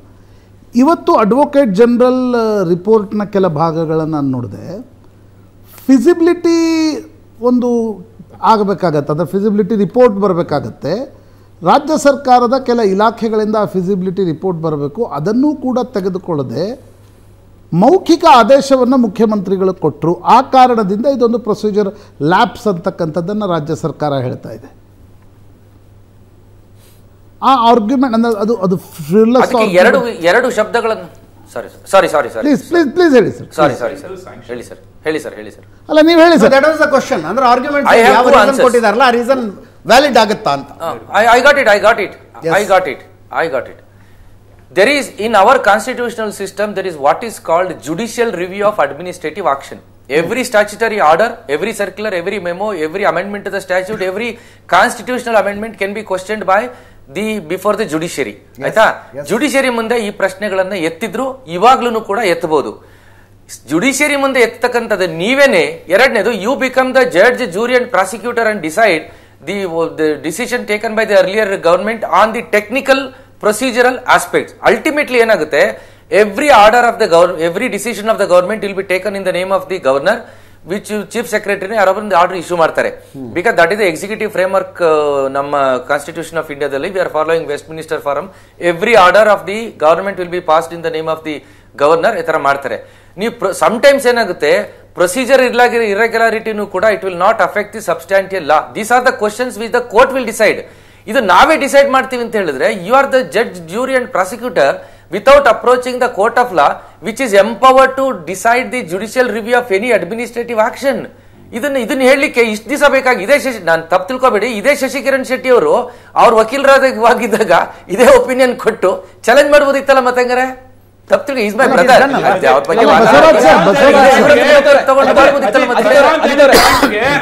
ಸಬ್ಮಿಷನ್ ಇದೆ ಪ್ರಶಾಂತ್. ಒಂದ್ ನಿಮಿಷ ನಟರಾಜ್ ಗೌಡ, ಒಂದ್ ನಿಮಿಷ ಬಸವರಾಜ್ ಸರ್, ಇದನ್ನೇ ನಾಳೆ ನನಗನ್ಸುವ ಪ್ರಕಾರ ರಾಜ್ಯ ಸರ್ಕಾರ ಡಿವಿಷನಲ್ ಬೆಂಚ್ ಎದುರುಗಡೆ ಹೋಗಿ ಇದನ್ನೇ ಇಂಪ್ಲೀಡ್ ಮಾಡಿ ಹೇಳುತ್ತೆ. ಆವಾಗ ನಿಶ್ಚಿತವಾಗಿ ಎಲ್ಲಿ ನೀವು ಅದನ್ನು ರಿವರ್ಸ್ ಮಾಡಿದ್ದೀರಾ ಅಂತಕ್ಕಂಥ ಪ್ರಶ್ನೆ ಬರೋದಕ್ಕಿಂತ ಮುಂಚೆನೇ ನಾವು ಅದನ್ನು ರಿವರ್ಸ್ ಮಾಡಿದ್ದೀವಿ ಅನ್ನೋದನ್ನು ಇಂಪ್ಲೀಡ್ ಆಗಿ ಹೋಗಿ ಹೇಳುತ್ತೆ ರಾಜ್ಯ ಸರ್ಕಾರ ಅಂತ ನನಗನ್ಸುತ್ತೆ. ಆ ಕಾರಣದಿಂದ ಈ ಕ್ಯಾಬಿನೆಟ್ ನಿರ್ಣಯವನ್ನು ರಾಜ್ಯ ಸರ್ಕಾರ ತೆಗೆದುಕೊಂಡಿದೆ. ಈಗ ರಾಜ್ಯ ಸರ್ಕಾರ ಹೋಗಿ ಇಂಪ್ಲೀಡ್ ಆಗಿ ಹೇಳುತ್ತೆ ಯಾರಿಗೆ ನಾಟ್ ನೆಸೆಸರಿ. ಯಾಕಂತಂದ್ರೆ ಈ ವಾರ್ಡ್ರಿಂದ, ಈ ಕ್ಯಾಬಿನೆಟ್ ತೀರ್ಮಾನದಿಂದ ಯಾರಿಗೆ ಅನುಕೂಲ ಆಗುತ್ತಲ್ಲ ಅವರು ಕೋರ್ಟ್ ಮುಂದೆ ಕೊಡ್ತಾರೆ. ನೋಡಿ ಸ್ವಾಮಿ, they have already withdrawn, therefore it has to be quashed ಅಂತಾನೋ ಏನೋ ಒಂದು ಕೇಳ್ತಾರೆ. ಯಾರಿಗೆ who is the beneficiary of this order? The beneficiary of this order is mister D K Shivakumar. So he may submit. State need not impede. The person who is the beneficiary will certainly play. I have one submission, Ajit. Prashant last 30 seconds, Ajit. ನಾನು ಹೇಳ್ಬಿಡ್ಬೇಕು.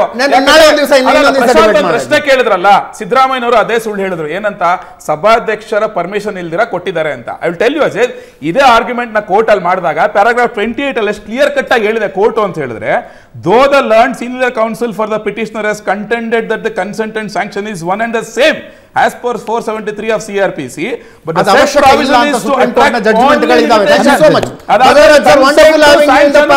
ಜನರಿಗೂ ಧನ್ಯವಾದ. Thank you Prashant. ಇದರೊಂದಿಗೆ ಇವತ್ತಿನ left right and centre ಮುಗಿಸ್ತಾ ಇದ್ದೀನಿ.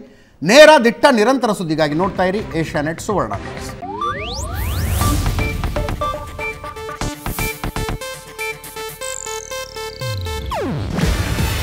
ಇದು Asianet news network ಪ್ರಸ್ತುತಿ. ನೀವು ನೋಡ್ತಿದ್ದೀರಾ ಏಷ್ಯಾನೆಟ್ ಸುವರ್ಣ ನ್ಯೂಸ್.